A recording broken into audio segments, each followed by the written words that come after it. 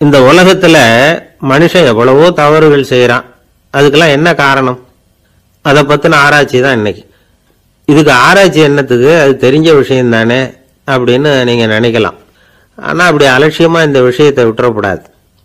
பொதுவா எல்லோரும் நினைக்கலாம் எது சரி எது தவறு அப்படின்னு தெரியாததுனால தான் மனுஷன் தப்பு பண்றான் அப்படின்னு. ஆனா அப்படி சொல்லிட முடியாது. மனுஷன் தெரிஞ்சே தான் தவறுகள் பண்றான்.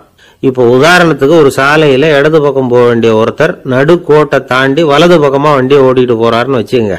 என்னப்பா இது தப்பு இல்லையா அப்படின்னு அவர்கிட்ட கேட்டா, அதெல்லாம் எனக்கு தெரியும், நீ உன் வேலையை பார்த்துட்டு போ அப்படிம்பார். வலது பக்கமா போறது தப்புன்னு தெரிஞ்சே தான் அவர் அப்படி செய்யறார், அப்படி போறார். பெரிய உத்தியோகத்தில் இருக்கிறவங்க கூட லஞ்சம் வாங்குறாங்க. அவங்களுக்கெல்லாம் லஞ்சம் வாங்குறது தப்புன்னு தெரியலன்னு அர்த்தம். திருடுறது தப்புன்னு தெரியாமலாம் மனுஷன் திருடுறான். நல்லாவே தெரியும். நீங்க வேணும்னா கேட்டு பாருங்க, வேற வழி இல்லை அதனால தான் திருடுறேன்பா. திருடுறது ஒரு புண்ணியமான காரியம்னு திருடனே கூட சொல்ல மாட்டான். திருடுறது தவறுங்கிறது திருடனுக்கு தெரியும் அப்படிங்கறத விளக்கறதுக்காக ஒரு பெரியவர் ஒரு கதை சொன்னார். அதாவது 2 திருடர்கள் 2 பேரும் சேர்ந்து ஒரு வீட்டுக்கு போய் ஒரு 10,000 ரூபாயை திருடிட்டு வந்துடுறாங்க. ஒரு காட்டு வழியா வந்துகிட்டு இருக்கிறாங்க. இன்னும் விடியல. 2 பேருக்கும் தூக்கம் கண்ணை சுத்துது.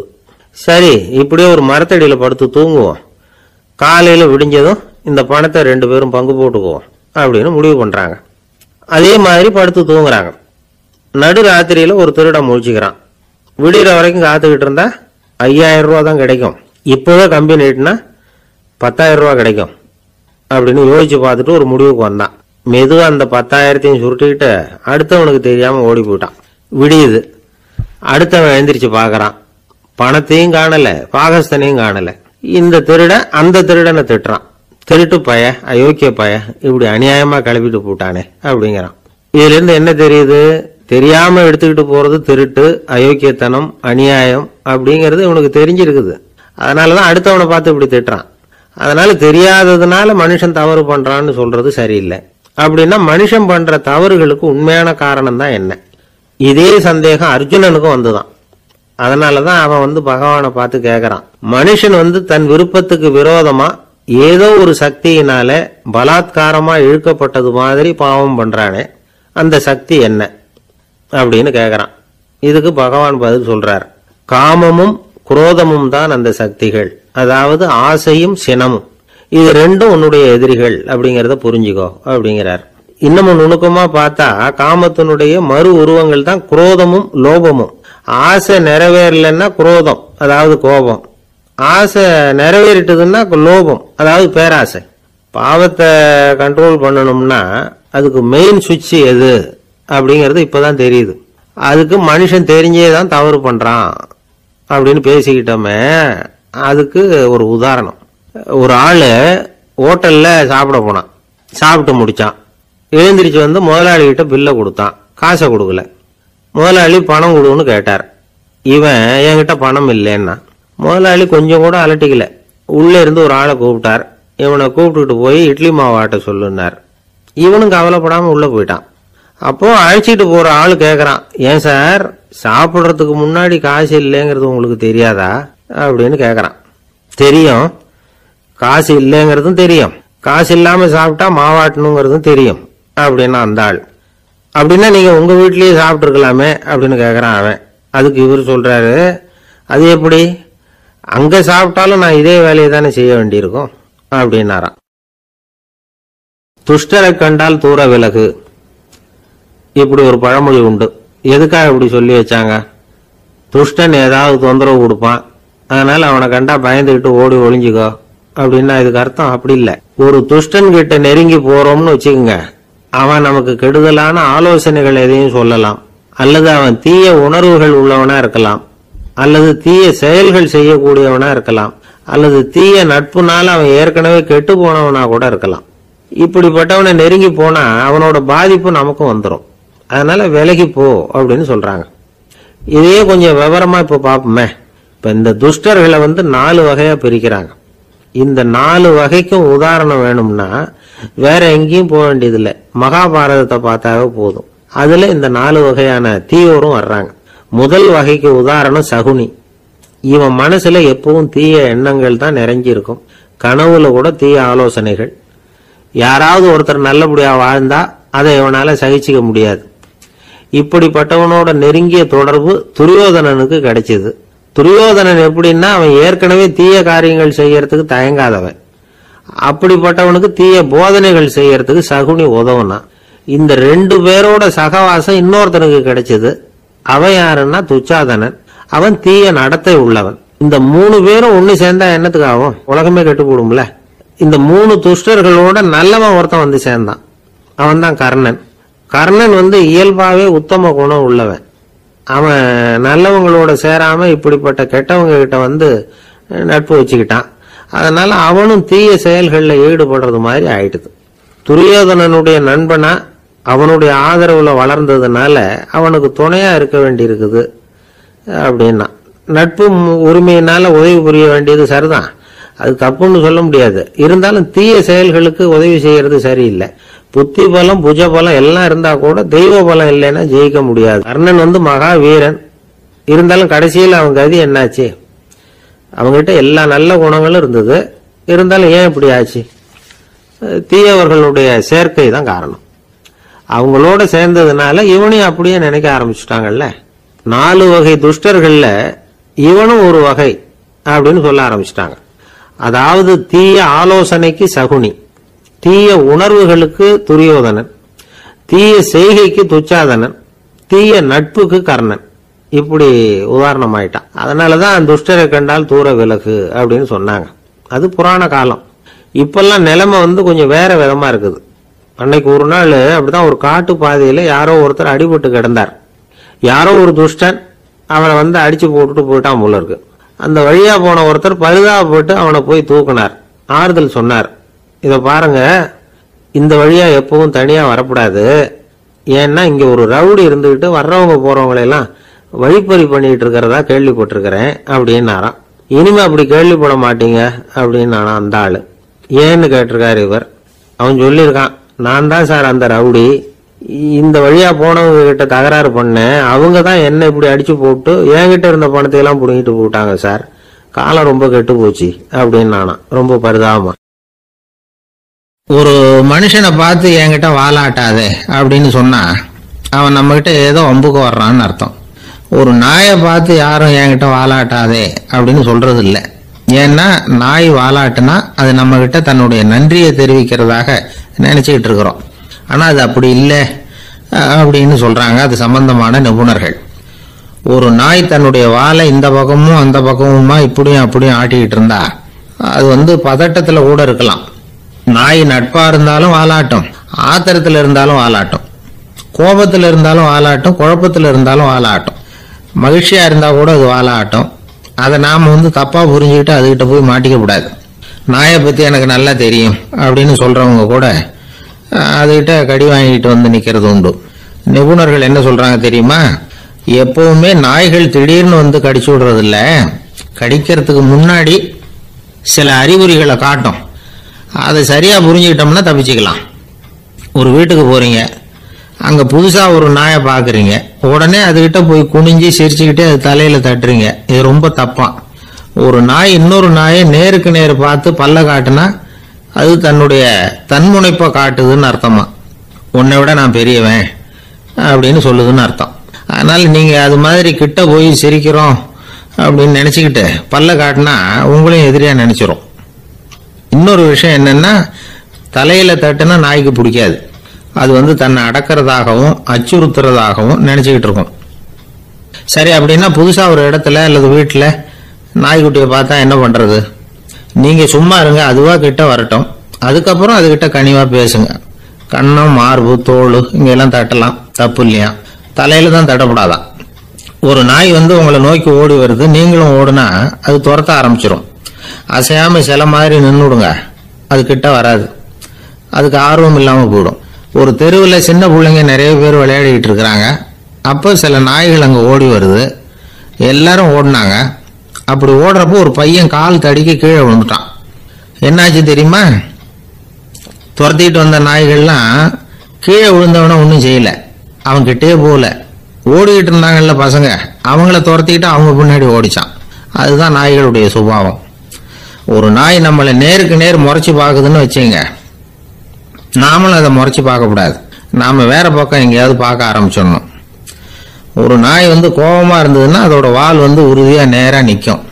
ஒரு நாய் பணிந்து போனா அல்லது பயந்து போனா அது தன்னோட வாலை காலுக்கு நடுவில் வச்சுக்கும். ஒரு நாய் நம்மளை பார்த்து பயந்து நிக்குதுன்னு வச்சுங்க, அதனால நமக்கு ஆபத்து இல்லைன்னு நினைச்சிடக்கூடாது. உங்களை பார்த்துட்டு ஒரு நாய் ஒடுங்குச்சுன்னா நீங்க விலகி போயிடணும் அப்படின்னு அது நினைக்குது. நிறைய பேர் பயந்து போன நாயால கடிபடுறாங்க. இவன் நம்மளை விட பெரிய ஆள், மாட்டிக்கிட்டோம், வேற வழி இல்லை அப்படிங்கிற நினைப்புல தான் நாய் கடிக்க ஆரம்பிக்குதான். இதே மாதிரி சங்கிலியால கட்டி போடப்பட்டிருக்கிற நாயும் ஆபத்தானதுதான். தொடர்ந்து கட்டி போட்டிருந்தா காலப்போக்கில் அது ஒரு மாதிரி ஆயிடும். நாய் குழந்தைகளை கடிக்காது அப்படின்னு சில பேர் சொல்லுவாங்க. அதுவும் ஒரு தவறான நம்பிக்கை. அதனால சின்ன குழந்தைகளை தனியா நாயோட விளையாட விடக்கூடாது. ஆக கூடி நாயை பத்தி நிறைய விஷயம் புரிஞ்சுக்க வேண்டியிருக்குது. ஒருத்தர் தன்னுடைய நண்பர் வீட்டுக்கு போயிருந்தார். அவசியம் எங்க வீட்டில் சாப்பிட்டுட்டு தான் போகணும் அப்படின்னு ரொம்ப அன்பா சொல்லிவிட்டார். அதை மீற முடியல இவரால். சரின்னு உட்காந்துட்டார். சாப்பாடு போட்டாங்க, சாப்பிட ஆரம்பிச்சார். அவங்க வீட்டில் கட்டி போட்டு இருந்த நாய்க்குட்டி இவர் சாப்பிட்றத முறைச்சி பார்த்தது. ஏன் இப்படி என்ன இது முறைச்சி பார்க்குது உங்க வீட்டு நாய்க்குட்டி அப்படின்னு ஒரு கேட்டார். அப்போ அவங்க சொன்னாங்களாம், அதுகிட்ட ஒரு கெட்ட பழக்கங்க, தன்னோட தட்டுல யாரு சாப்பிட்டாலும் அது அப்படிதான் முறைச்சி பார்க்கும் அப்படின்னாரா அவர்.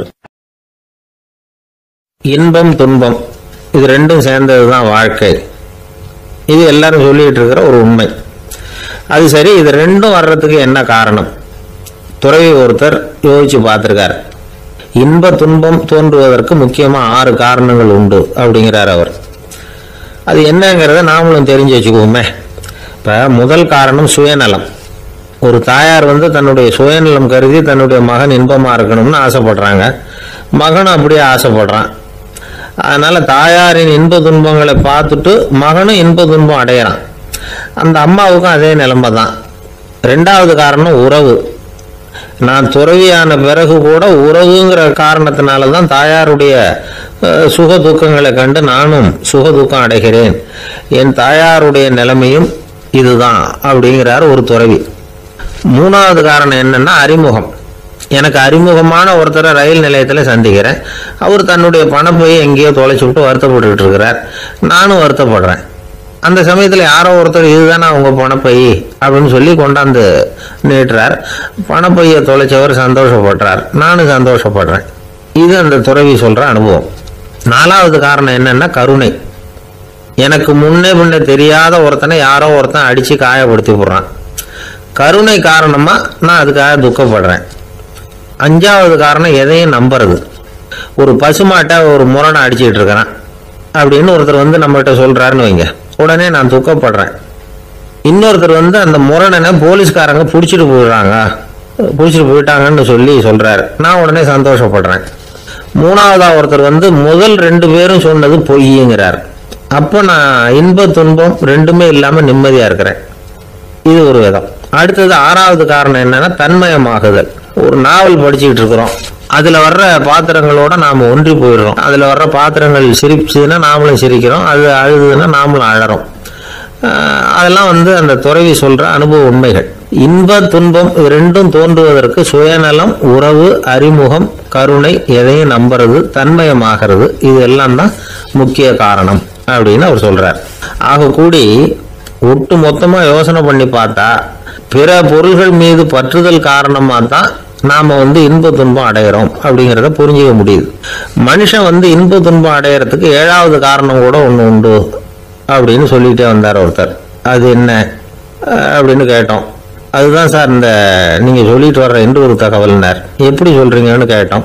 இன்று ஒரு தகவல் கேட்க ஆரம்பிக்கிறப்போ மனசுல இன்பம், ஆரம்பிச்ச உடனே இது ஏற்கனவே கேட்ட சமாச்சாரமாச்சே அப்படின்னு நினைக்கிறப்போ துன்பம் அப்படின்னு அதுக்கு ஒரு விளக்கம் கொடுத்தார் அவர். இன்றைக்கு பல பேர் உயில் எழுதி வைக்கிறாங்கல்ல. இந்த உயில்னா என்ன? அதாவது ஒரு நபர் தனக்கு பின்னாடி தன்னுடைய சொத்துக்கள் யாருக்கு போய் சேரணும்னு நினைக்கிறாரோ அந்த நினைப்பை சட்டப்படி உறுதிப்படுத்துறது தான் உயில். சரி, உயிலை யாரு எழுதலாம்? 18 வயசு பூர்த்தியான யாரும் உயில் மூலமா சொத்துக்களை விநியோகிக்கலாம். கண் பார்வை இல்லாதவங்க, காது கேளாதவங்க, வாய் பேச முடியாதவங்க, இவங்கெல்லாம் கூட உயில் எழுதி வைக்கலாம். புத்தி சுவாதீனம் இல்லாதவங்க கூட சில சமயம் புத்தி தெளிவா இருந்தா உயில் எழுதலாமா. குடிபோதையில் இருக்கிறவங்க, தாங்கள் என்ன செய்யறோங்கிறது தெளிவா அறிய முடியாதவங்க, நோய் நொடியில் இருக்கிறவங்க, இவங்கெல்லாம் உயில் எழுத முடியாது. ஒருத்தரை நிர்பந்தப்படுத்தி ஏமாத்தி அல்லது சுய நினைவில்லாத ஒருத்தர்கிட்ட எழுதி வாங்கி வைக்கிற உயில் செல்லாது.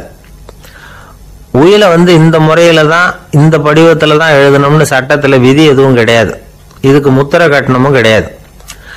உயிலை வெற்று காகிதத்துல எழுதலாம். அச்சு அடிக்கணும், டைப் அடிக்கணுங்கிற அவசியம் கூட இல்லை. கையாலேயே கூட எழுதலாம். எழுதி இருக்கிறது புரியணும், அவ்வளவுதான். குறைந்தபட்சம் 2 சாட்சிகளை வச்சுக்கிட்டு உயில் எழுதுறவர் அதுல கையெழுத்து போடணும். கையெழுத்து போட தெரியாதுன்னா இடது கை பெருவிரல் ரேகை வைக்கலாம். உயில் சாசனத்துக்கு சாட்சிகள் கையெழுத்து இல்லைன்னாலும் அது செல்லாது. அப்புறம் பிரிவிலேஜ்டு வில் அப்படின்னு இருக்கு. அதுக்கு மட்டும் சாட்சிகள் தேவையில்லை. அது என்னன்னா, இந்த விமானப்படை, கப்பல் படை அல்லது யுத்தத்துல பணிபுரியும் நபர்கள் அவங்கெல்லாம் இருக்கிறாங்க இல்லையா, அப்படிப்பட்டவங்க எழுதுற உயில் அது. அதுக்கு சில விசேஷ சலுகைகள் உண்டு. ஒருத்தர் முதல்ல ஒரு உயில் எழுதி வைக்கிறார், அதுக்கப்புறம் மனசு மாறி போகுது, அது வேணாம்னு நினைக்கிறார், ரத்து செஞ்சுடலாம். அதுக்கப்புறம் வேற உயிலும் எழுதலாம். உயிரோடு இருக்கிற வரைக்கும் எத்தனை தடவை வேணும்னாலும் உயில் எழுதலாம். கடைசியா எழுதப்பட்ட உயில் சட்டப்படி சரியா இருந்தா அதுதான் அமலுக்கு வரும். சரி, எழுதுற உயில ரகசியமா வச்சிருக்கிறது எப்படி? இது ஒரு கேள்வி.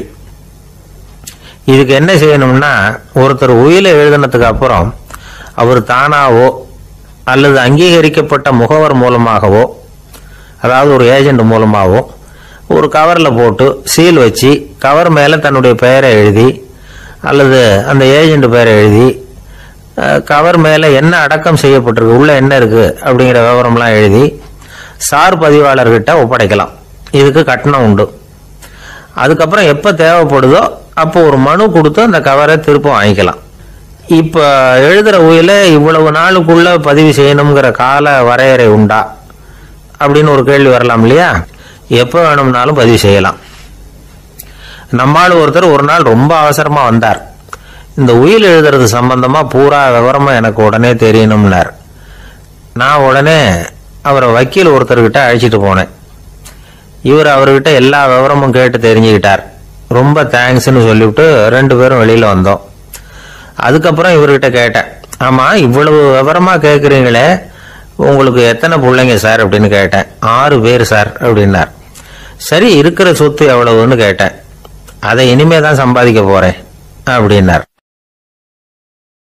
வயிறு பசிக்குதேங்கிறது சிலரோட கவலை, வயிறு பசிக்க மாட்டேங்குதே அப்படிங்கிறது சில பேரோட கவலை. 2 விதமான கவலைக்கும் வயிறு தான் காரணமா இருக்குது. வயிறு பசிச்சதுன்னா அது இயற்கை, வயிறு பசிக்கலைன்னா அது வியாதி. ஆனா பசியையும் நாம பசிப்பிணி அப்படின்னு தான் சொல்லுவோம். என்ன காரணம்? வியாதியை போக்க வேண்டியது எவ்வளவு முக்கியமோ அதை விட முக்கியம் பசியை போக்க வேண்டியது. ஒரு சமுதாயத்துல பசிப்பிணியே இருக்கக்கூடாது, அதுதான் நல்ல சமுதாயம். பசியை போக்கணும்னா சாப்பாடு போடணும், பசியின்மையை போக்கணும்னா வைத்தியம் தான் பண்ணணும். இது சம்பந்தமா எவ்வளவோ ஆராய்ச்சிகள் நடக்குது, நிறைய மருந்து கண்டுபிடிச்சிருக்கிறாங்க. நம்ம உடம்புல பசியை தூண்டக்கூடிய பகுதி எது, இதை முதல்ல தெரிஞ்சுக்கணும் இல்லையா? நாம சாப்பிட்ற ஆகாரம் செரிக்கிறதுக்கு எது காரணம் தெரியுமா? நம்ம மூளையோட பின்பகுதி தான் அதுக்கு காரணமா இருக்குதாம். மூளையின் பின்பகுதியில நரம்பு செல்களால் ஆன 2 வகையான ஆரக்சின்கள் தான் பசியை உண்டாக்குது அப்படின்னு கண்டுபிடிச்சிருக்கிறாங்க. 2 ஆய்வாளர்கள் இதை கண்டுபிடிச்சிருக்காங்க. அவங்க 2 பேரும் டெக்சாஸ் பல்கலைக்கழகத்தில் ஹார்வர்டு ஹக்ஸ் மருத்துவ கல்வி நிலையத்தில் பணிபுரிகிறவங்களாம். உண்பது தேவைங்கிறது உணரப்படும் போது மூளையின் அந்த குறிப்பிட்ட பகுதி ஆரக்சின் அப்படிங்கிற ஹார்மோன்களை சுரக்கும். அது பசி உணர்வை தூண்டும் அப்படிங்கிறது தான் அந்த ஆய்வாளர்களின் கண்டுபிடிப்பு. இந்த ஆரக்சின் வேற சில உயிரினங்கள்லயும் உண்டு. இப்போ எலிகளில் கூட இது இருக்குது. அதனால எலிகளை வச்சு இது சம்பந்தமா ஆராய்ச்சி பண்ணாங்க. எலிகள் உடம்புல ஆரக்சினை செலுத்தி பார்த்தாங்க. உடனே என்னாச்சு தெரியுமா? அந்த எலியெல்லாம் பசியால துடிக்க ஆரம்பிச்சுட்டுது. எதையாவது தின்னு பசியை தீர்த்தா போதுங்கிற அளவுக்கு அந்த எலிகள்லாம் அல்லாட ஆரம்பிச்சுட்டுது. இயல்பா சாதாரணமா அந்த எலிகள் எவ்வளவு சாப்பிடுமோ அது மாதிரி 8 முதல் 10 மடங்கு அதிகமான ஆகாரத்தை 1 மணி நேரத்துக்குள்ள சாப்பிட்டு தீர்த்துட்டு தான். சில எலிகளின் மூளையில இந்த ஆரக்சின் அளவை கட்டுப்படுத்தி பார்த்துருக்குறாங்க. உடனே என்னாச்சு தெரியுமா, அதெல்லாம் சாப்பாட்டை கண்டா முகத்தை திருப்பிட்டு போக ஆரம்பிச்சுட்டு தான். அந்த எலிகளுக்கு பசி எடுக்கலையா. இந்த ஆராய்ச்சியின் அடிப்படையில் பசியை எடுக்காமல் இருக்கிற மனிதர்களுக்கும் பசியை தூண்ட முடியும் அப்படின்னு சொல்லி ஆராய்ச்சியாளர்கள் தெரிவிச்சிருக்கிறாங்க. ஆக ஆரக்சின் தான் பசிக்கு காரணம்ங்கிறது தெரிஞ்சு போச்சு. சரி, இந்த ஆரக்சின் அப்படின்னா என்ன? அது ஒரு கிரேக்க சொல். அதுக்கு பசின்னு அர்த்தம். நம்ம ஆளுங்களுக்கெல்லாம் பசியை தூண்டுறதுக்கு மருந்து தேவையில்லை, பசியை குறைக்கிறதுக்கு தான் மருந்து தேவை. ஒரு அம்மா டாக்டரை தேடி வந்தாங்களாம். டாக்டர், எங்கள் வீட்டுக்காரருக்கு திடீர்னு அகோர பசி, நிறைய சமைச்சு போடுறேன், அவ்வளவையும் சாப்பிட்டுட்டு கீழே கிடக்கிற குப்பை கூலங்களையும் எடுத்து சாப்பிட ஆரம்பிச்சுடுறார், என்னன்னு கவனிச்சு பாருங்க அப்படின்னாங்களாம். எவ்வளவு நாளா அப்படி இருக்குதுன்னு கேட்டிருக்காரு டாக்டர். ஒரு வாரமா அப்படி இருக்குதுன்னாங்களாம். இவ்வளவு நாளா ஏன் சும்மா இருந்தீங்க, ஆரம்பத்திலேயே இங்க அழைச்சிட்டு வர வேண்டியது தானே அப்படின்னாரான் டாக்டர். அது ஒண்ணும் இல்லை டாக்டர், வீடு பூரா சுத்தமாகட்டுமேன்னு பார்த்துக்கிட்டு இருந்தேன் அப்படின்னாங்களாம் அந்த அம்மா. ஒரு ஊர்ல ஒரு மன்னர் இருந்தார். அழகான அரண்மனையில அவர் இருந்தார். அந்த அரண்மனையை விட அழகா ஒரு மாளிகையை அந்த ஊர்லயே வேற ஒருத்தன் கட்டியிருந்தான். அப்படி கட்டி முடிச்சதுல அவனுக்கு ரொம்ப பெருமை. எத்தனையோ செல்வந்தர்கள்லாம் வந்து பார்த்துட்டு, இந்த மாளிகையை விலைக்கு கொடுத்துடுறியா, எவ்வளவு விலை சொன்னாலும் சரி நாங்கள் வாங்கிக்கிறதுக்கு தயாரா இருக்கோம் அப்படின்னு சொல்லி கேட்டு பார்த்துட்டாங்க. நான் இதை விற்கிறதுக்கு தயாரா இல்லை அப்படின்னு சொல்லிவிட்டான். அவ்வளவு சிறப்பா கலை அம்சத்தோடு அதை கட்டி முடிச்சிருக்கிறான். அதுவே ஒரு பெரிய அரண்மனை மாதிரி இருந்ததுன்னா பார்த்துங்களேன். சுற்றிலும் அழகான பூந்தோட்டம். ஒரு நாள் அவன் எங்கேயோ வெளியூர் போயிட்டு திரும்பி வந்துகிட்டு இருக்கிறான். அப்போ அந்த மாளிகை தீப்பெட்டி எரிஞ்சிட்டு இருக்கு. பதறி போட்டான். விலைக்கு கேட்டவங்க யாராவது இதை செஞ்சிருக்கணும், இல்லைன்னா மன்னரே செய்த சதியே என்னவோ, இப்படிலாம் அவனுக்கு சந்தேகம். ஒரு மூலையில் உட்காந்து அழ ஆரம்பிச்சிட்டான். அந்த சமயத்தில் அவனுடைய மகன் அங்கே ஓடி வந்தான். அப்பா அழாதீங்க, இதை நான் நேற்று ராத்திரியே நம்ம ஊர் மன்னருக்கு வித்துட்டேன். இதை கட்டி முடிக்க நமக்கு எவ்வளவு செலவாச்சோ அதை போல 3 மடங்கு விலைக்கு வித்துட்டேன், கவலைப்படாதீங்க, இதை விட அழகான மாளிகையை நாம புதுசா கட்டிக்கலாம்னா. இதை கேட்டதும் அழுதுகிட்டு இருந்தவன் அழுகையை நிறுத்தினான், சிரிக்க ஆரம்பிச்சுட்டான். இதே இடத்த நான் மன்னர்கிட்ட இருந்து விலைக்கு வாங்குவேன், இதை விட அழகான மாளிகையை கட்டுவேன் அப்படின்னு சுத்தி நின்ன எல்லார்கிட்டையும் சொல்லிட்டு இருந்தான். இந்த சமயத்துல அவனோட இளைய மகன் ஓடி வந்தான். அப்பா, அண்ணன் சொன்னதெல்லாம் சரிதான், மன்னர்கிட்ட விலை பேசினதெல்லாம் உண்மைதான், ஆனா வித்தது பேச்சு அளவுல தான். இனிமேதான் பத்திரம் வாங்கணும், எழுதணும், நீங்க கையெழுத்து போடணும், பதிவு பண்ணணும், மன்னர்கிட்ட பணம் வாங்கணும், அதுக்காகத்தான் உங்களை எதிர்பார்த்துக்கிட்டு இருந்தோம், அதுக்குள்ள இப்படி ஆயிட்டுதுன்னா. இப்ப சிரிச்சுக்கிட்டு இருந்தாவன் சிரிப்பை நிறுத்தினான். மறுபடியும் குழந்தை மாதிரி அழ ஆரம்பிச்சுட்டான். இது ஒரு சம்பவம். இதுல இருந்து என்ன தெரியுது? அந்த அழகான மாளிகை தன்னுடையது அப்படின்னு நினைக்கும் பொழுது அவனுக்கு அழுகை வந்தது. அது தன்னுடையது இல்லை அப்படின்னு நினைக்கிற போது சிரிப்பு வந்தது. மறுபடியும் அது தன்னுடையதுதான் அப்படிங்கிற உணர்வு வரும்பொழுது அழுகை. எது எதிலிருந்து நீ நீங்கி இருக்கிறாயோ அது அதிலிருந்து உனக்கு துன்பம் இல்லை அப்படிங்கிறார் திருவள்ளுவர். இந்த உடம்பு என்னுடையதில்லை அப்படிங்கிற உணர்வு வந்துட்டா அது ஒரு பெரிய நிலை. அந்த நிலை வரணும். எல்லாத்தையும் பயன்படுத்திக்கலாம், ஆனா பற்றுல விழுந்துடக்கூடாது. உலகத்தில் இருங்கள், ஆனால் உலகத்தவராக இருக்காதீர்கள். உலகிற்குள் இருங்கள், உலகம் உங்களுக்குள் வந்துவிட அனுமதிக்காதீர்கள். விலகி இருங்கள், விழித்திருங்கள், மௌனமாய் பார்த்திருங்கள் அப்படிங்கிறது சான்றோர் கருத்து. செய்ய வேண்டிய கடமையிலிருந்து விலகி இருக்கிறவர்கள் நம்ம கிட்ட நிறைய பேர் உண்டு. அப்படிப்பட்ட ஒருத்தர் டாக்டர் கிட்ட போனார். டாக்டர், நான் ஒரு கவர்மெண்ட் ஆபீஸ்ல வேலை பார்க்கிறேன், எனக்கு ஒரே அசதியா இருக்கு, என்னை சோதிச்சு பாருங்க, ஆலோசனை சொல்லுங்க ஏதாவதுன்னார். டாக்டர் அவரை பரிசோதனை பண்ணி பார்த்துட்டு சொன்னார், இதை பாரு, உனக்கு இப்போ தேவைப்படுறது முழு ஓய்வு. நீ எவ்வளவு சீக்கிரமா ஆபீஸுக்கு போறியோ அவ்வளவுக்கு உனக்கு நல்லது அப்படின்னாரா. ஒரு மாணவனை பார்த்தேன். என்ன தம்பி படிப்புலாம் எப்படி இருக்குது அப்படின்னு விசாரிச்சேன். அவன் ரொம்ப அழுத்துக்கிட்டான். நான் நல்லா தான் சார் படிக்கிறேன், இருந்தாலும் புத்தியில சரியா ஏற மாட்டேங்குது சார் அப்படின்னா. சரி, இவனும் நம்ம ரகம்தான் அப்படின்னு சொல்லி முடிவு பண்ணிட்டோம். கல்வி கற்கக்கூடிய ஒரு மாணவன் சம்பந்தப்படுற புத்திகள் பல வகை. அதை பத்தி ஒரு பெரியவர் விளக்கி இருக்கிறார். மிருத்து புத்தின்னு ஒண்ணு இருக்குதான். மிருத்துன்னா மண்ணு. மண்ணால சுவர் கட்டுறோம்ல, மண் சுவர்ல ஆணி அடிக்கிறதும் சுலபம், அதை பிடுங்கி எடுக்கிறதும் சுலபம். அது மாதிரி சில பேர் குரு சொல்லி கொடுக்கறத சுலபமா கேட்டு தெரிஞ்சு வச்சுக்குவாங்க, கொஞ்ச நேரத்துல சுலபமா மறந்தும் போயிடுவாங்க. இது மிருத்து புத்தின்னு பேரு, மண் புத்தி. தாரு புத்தின்னு ஒண்ணு உண்டான். தாருன்னா மரம். அதுல பச்சை மரத்துல ஆணி அடிக்கிறது சுலபம், ஆனா அது எடுக்கிறது கஷ்டம். அது மாதிரி ஆசிரியர்கிட்ட இருந்து கேட்டதை கவனமா மனசுல பதிய வச்சுக்கிட்டு அதை மறக்காம இருக்கிறது தாரு புத்தி. பட்ட மரமா இருந்தா அதுல ஆணி அடிக்கிறதும் கஷ்டம், அடிக்கிற ஆணியும் சீக்கிரம் நழுவிடும். அது மாதிரி கேட்கிற விஷயம் மனசுல பதியறதும் கஷ்டம். அப்படியே பதிஞ்சாலும் அது நீடிச்சு இருக்கிறதும் கஷ்டம், கொஞ்ச காலத்துல மறந்துடும். இன்னொரு வகை புத்தி ஒண்ணு உண்டு, அதுக்கு பேரு சிலா புத்தின்னு பேரு. சிலான்னா கல்லு. ஒரு கருங்கல்ல 4 துளைய போட்டு ஒரு துளையில உளிய வச்சு அடிச்சா மற்ற துளை வழியாவும் பிளந்து கல்லு 2 ஆயிடும். அது மாதிரி சந்தியான இடங்கள்ல குறிப்பா ஒரு பொருளை சொன்னா அதை வச்சுக்கிட்டு மற்றதையும் தெரிஞ்சுக்கிறது, அது சிலா புத்தின்னு பேர். வேணு புத்தின்னா என்ன தெரியுமா? வேணுன்னா மூங்கில். மூங்கில் கணுவுல ஒரு பக்கம் உளிய வச்சு அடிச்சா 2 பக்கமும் பிளந்துரும். அது மாதிரி ஒரு செய்தியை கேட்டுக்கிட்டு இருக்கிறப்பவே அதோட முன்பின் தொடர்களையும் தெரிஞ்சுக்கணும், அது வேணு புத்தி. தைல புத்தின்னு ஒண்ணு உண்டு. தைலம்ங்கிறது எண்ணெய். தண்ணியில ஒரு துளி எண்ணெயை விட்டா அது தண்ணி பூரா பரவி விடுதுல்ல, அது இப்படி பரவுறது மாதிரி ஆசிரியர் சுருக்கமா ஒரு கருத்தை சொன்னா அதை வச்சுக்கிட்டு பூரா விஷயங்களையும் தெரிஞ்சுக்கணும், அது தைல புத்தி. கற்பூர புத்தின்னு ஒண்ணு கேள்விப்பட்டிருக்கோம். அது எப்படின்னா, கற்பூரம் தீ பட்ட உடனே பிடிச்சிக்கும். ஆசிரியர் சொன்ன உடனே நுண்ணறிவோட பாடங்களை புரிஞ்சுக்கிறது இந்த வகை புத்தி. கரி புத்தின்னு ஒண்ணு. அது எப்படின்னா, கரியில நெருப்பை வச்சு விசிறிய பிறகு அதுக்கப்புறம் அது கறி நெருப்பாகும். அது மாதிரி காலம்பரை சாயந்தர வேலைகள்ல ஆசிரியர் பாடம் சொல்லி கொடுப்பார், அதை கொண்டு புரிஞ்சுக்கிறது இந்த வகை.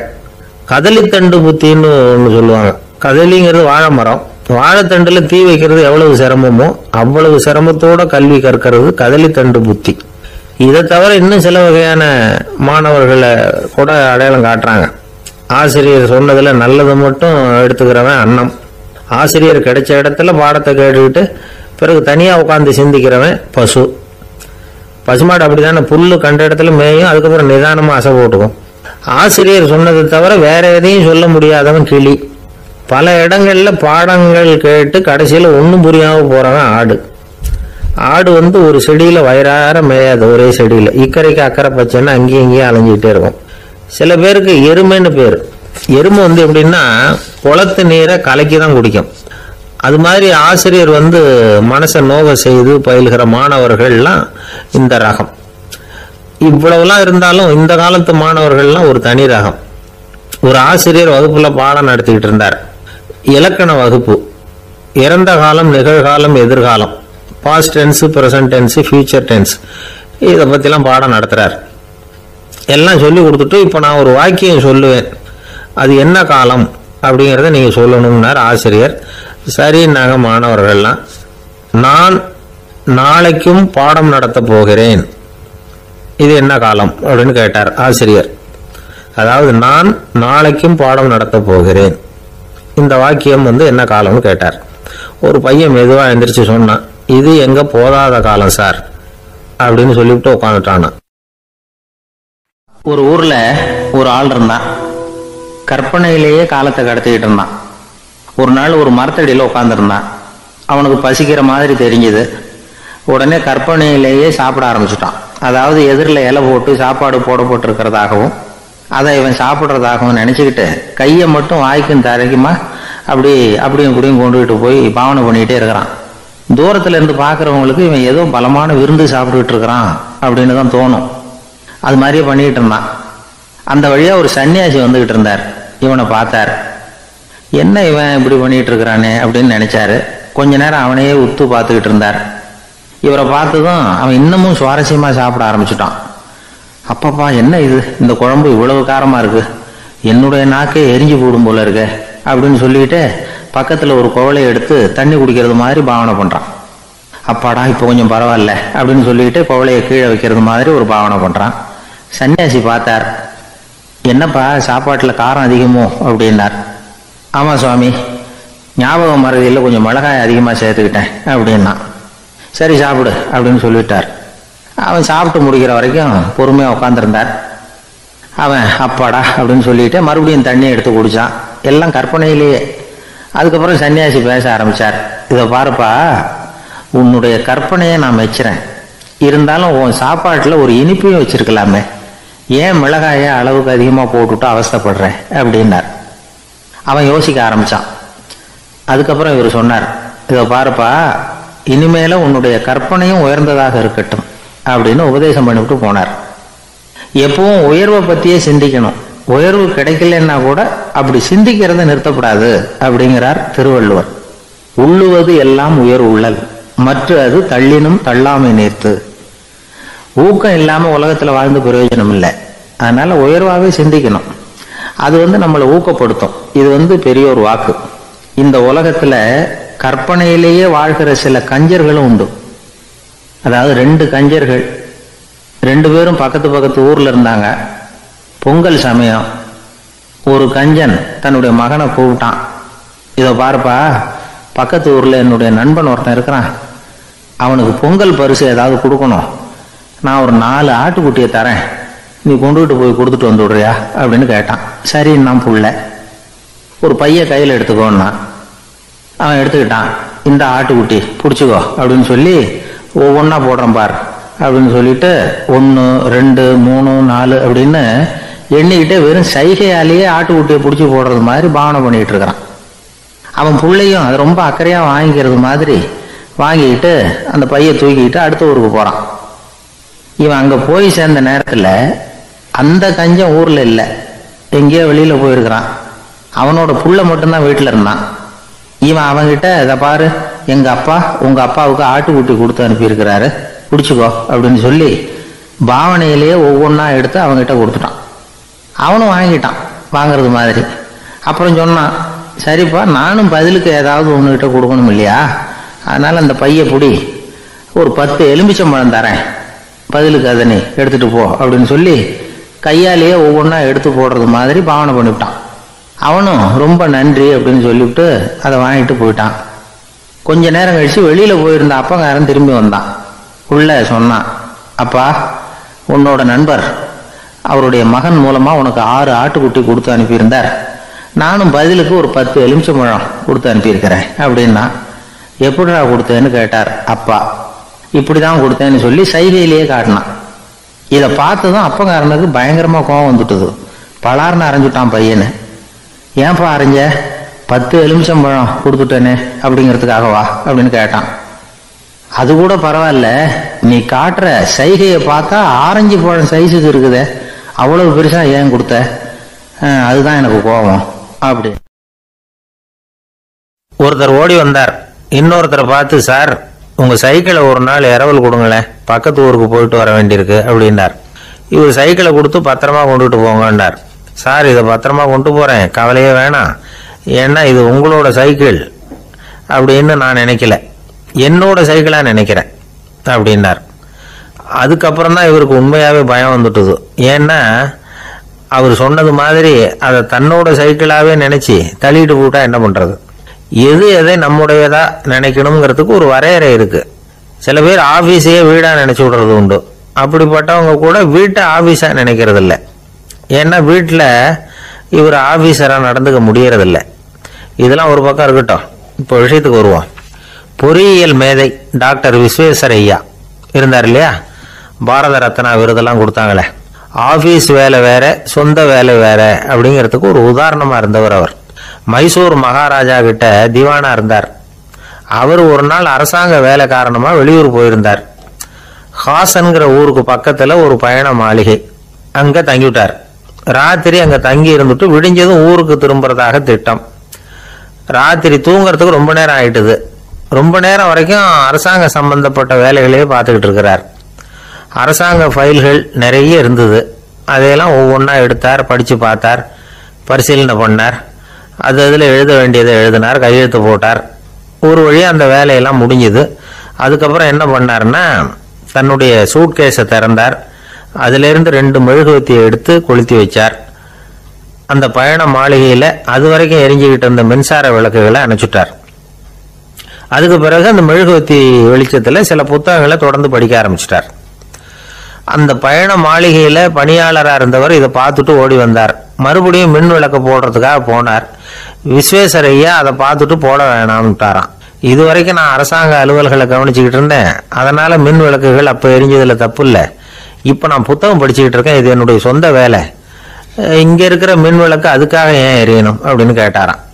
இப்ப இருக்கிற சில அரசு பணியாளர்கள் கிட்ட இந்த சம்பவத்தை பேச்சோட பேச்சா சொல்லி பார்த்தேன். அவங்களால இதை ஜீரணிக்கவே முடியல. நேர்மை தேவைதான் சார், அதுக்காக அவ்வளவு தூரத்துக்கு அது தேவையா அப்படிங்கிறாங்க. விஸ்வேஸ்வரையா அப்படி பண்ணினது தான் ஒரு நேர்மையாளர் அப்படின்னு இந்த உலகத்துக்கு நிரூபிக்கணுங்கிறதுக்காக இல்லை. தான் அப்படி நடந்து காட்டினா தன்னை சுத்தி இருக்கிறவங்களும் அதை கேள்விப்படுறவங்களும் முடிஞ்ச அளவுக்கு பொது வாழ்க்கையில அரசு பணியில நேர்மையை கடைபிடிக்க முயற்சி பண்ணலாமே அப்படிங்கிறதுக்காகத்தான்.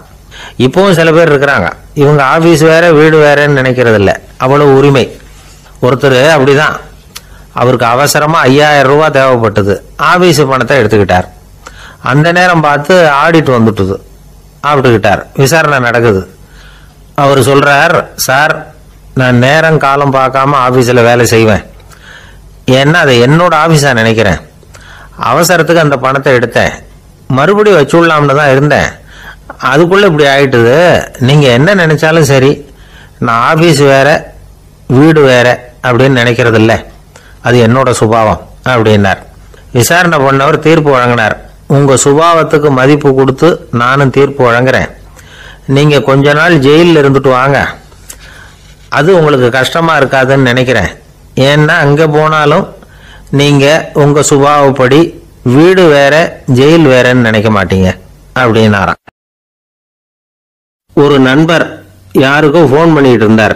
அவர் பேசி முடிச்சதும் நான் அவரை பார்த்து, இப்போ ஃபோன் பண்ணீங்களே அந்த ஃபோன் நம்பர் என்ன அப்படின்னு கேட்டேன். அவரு தலையை சொரிஞ்சுக்கிட்டார். ஞாபகம் வரலன்னார்.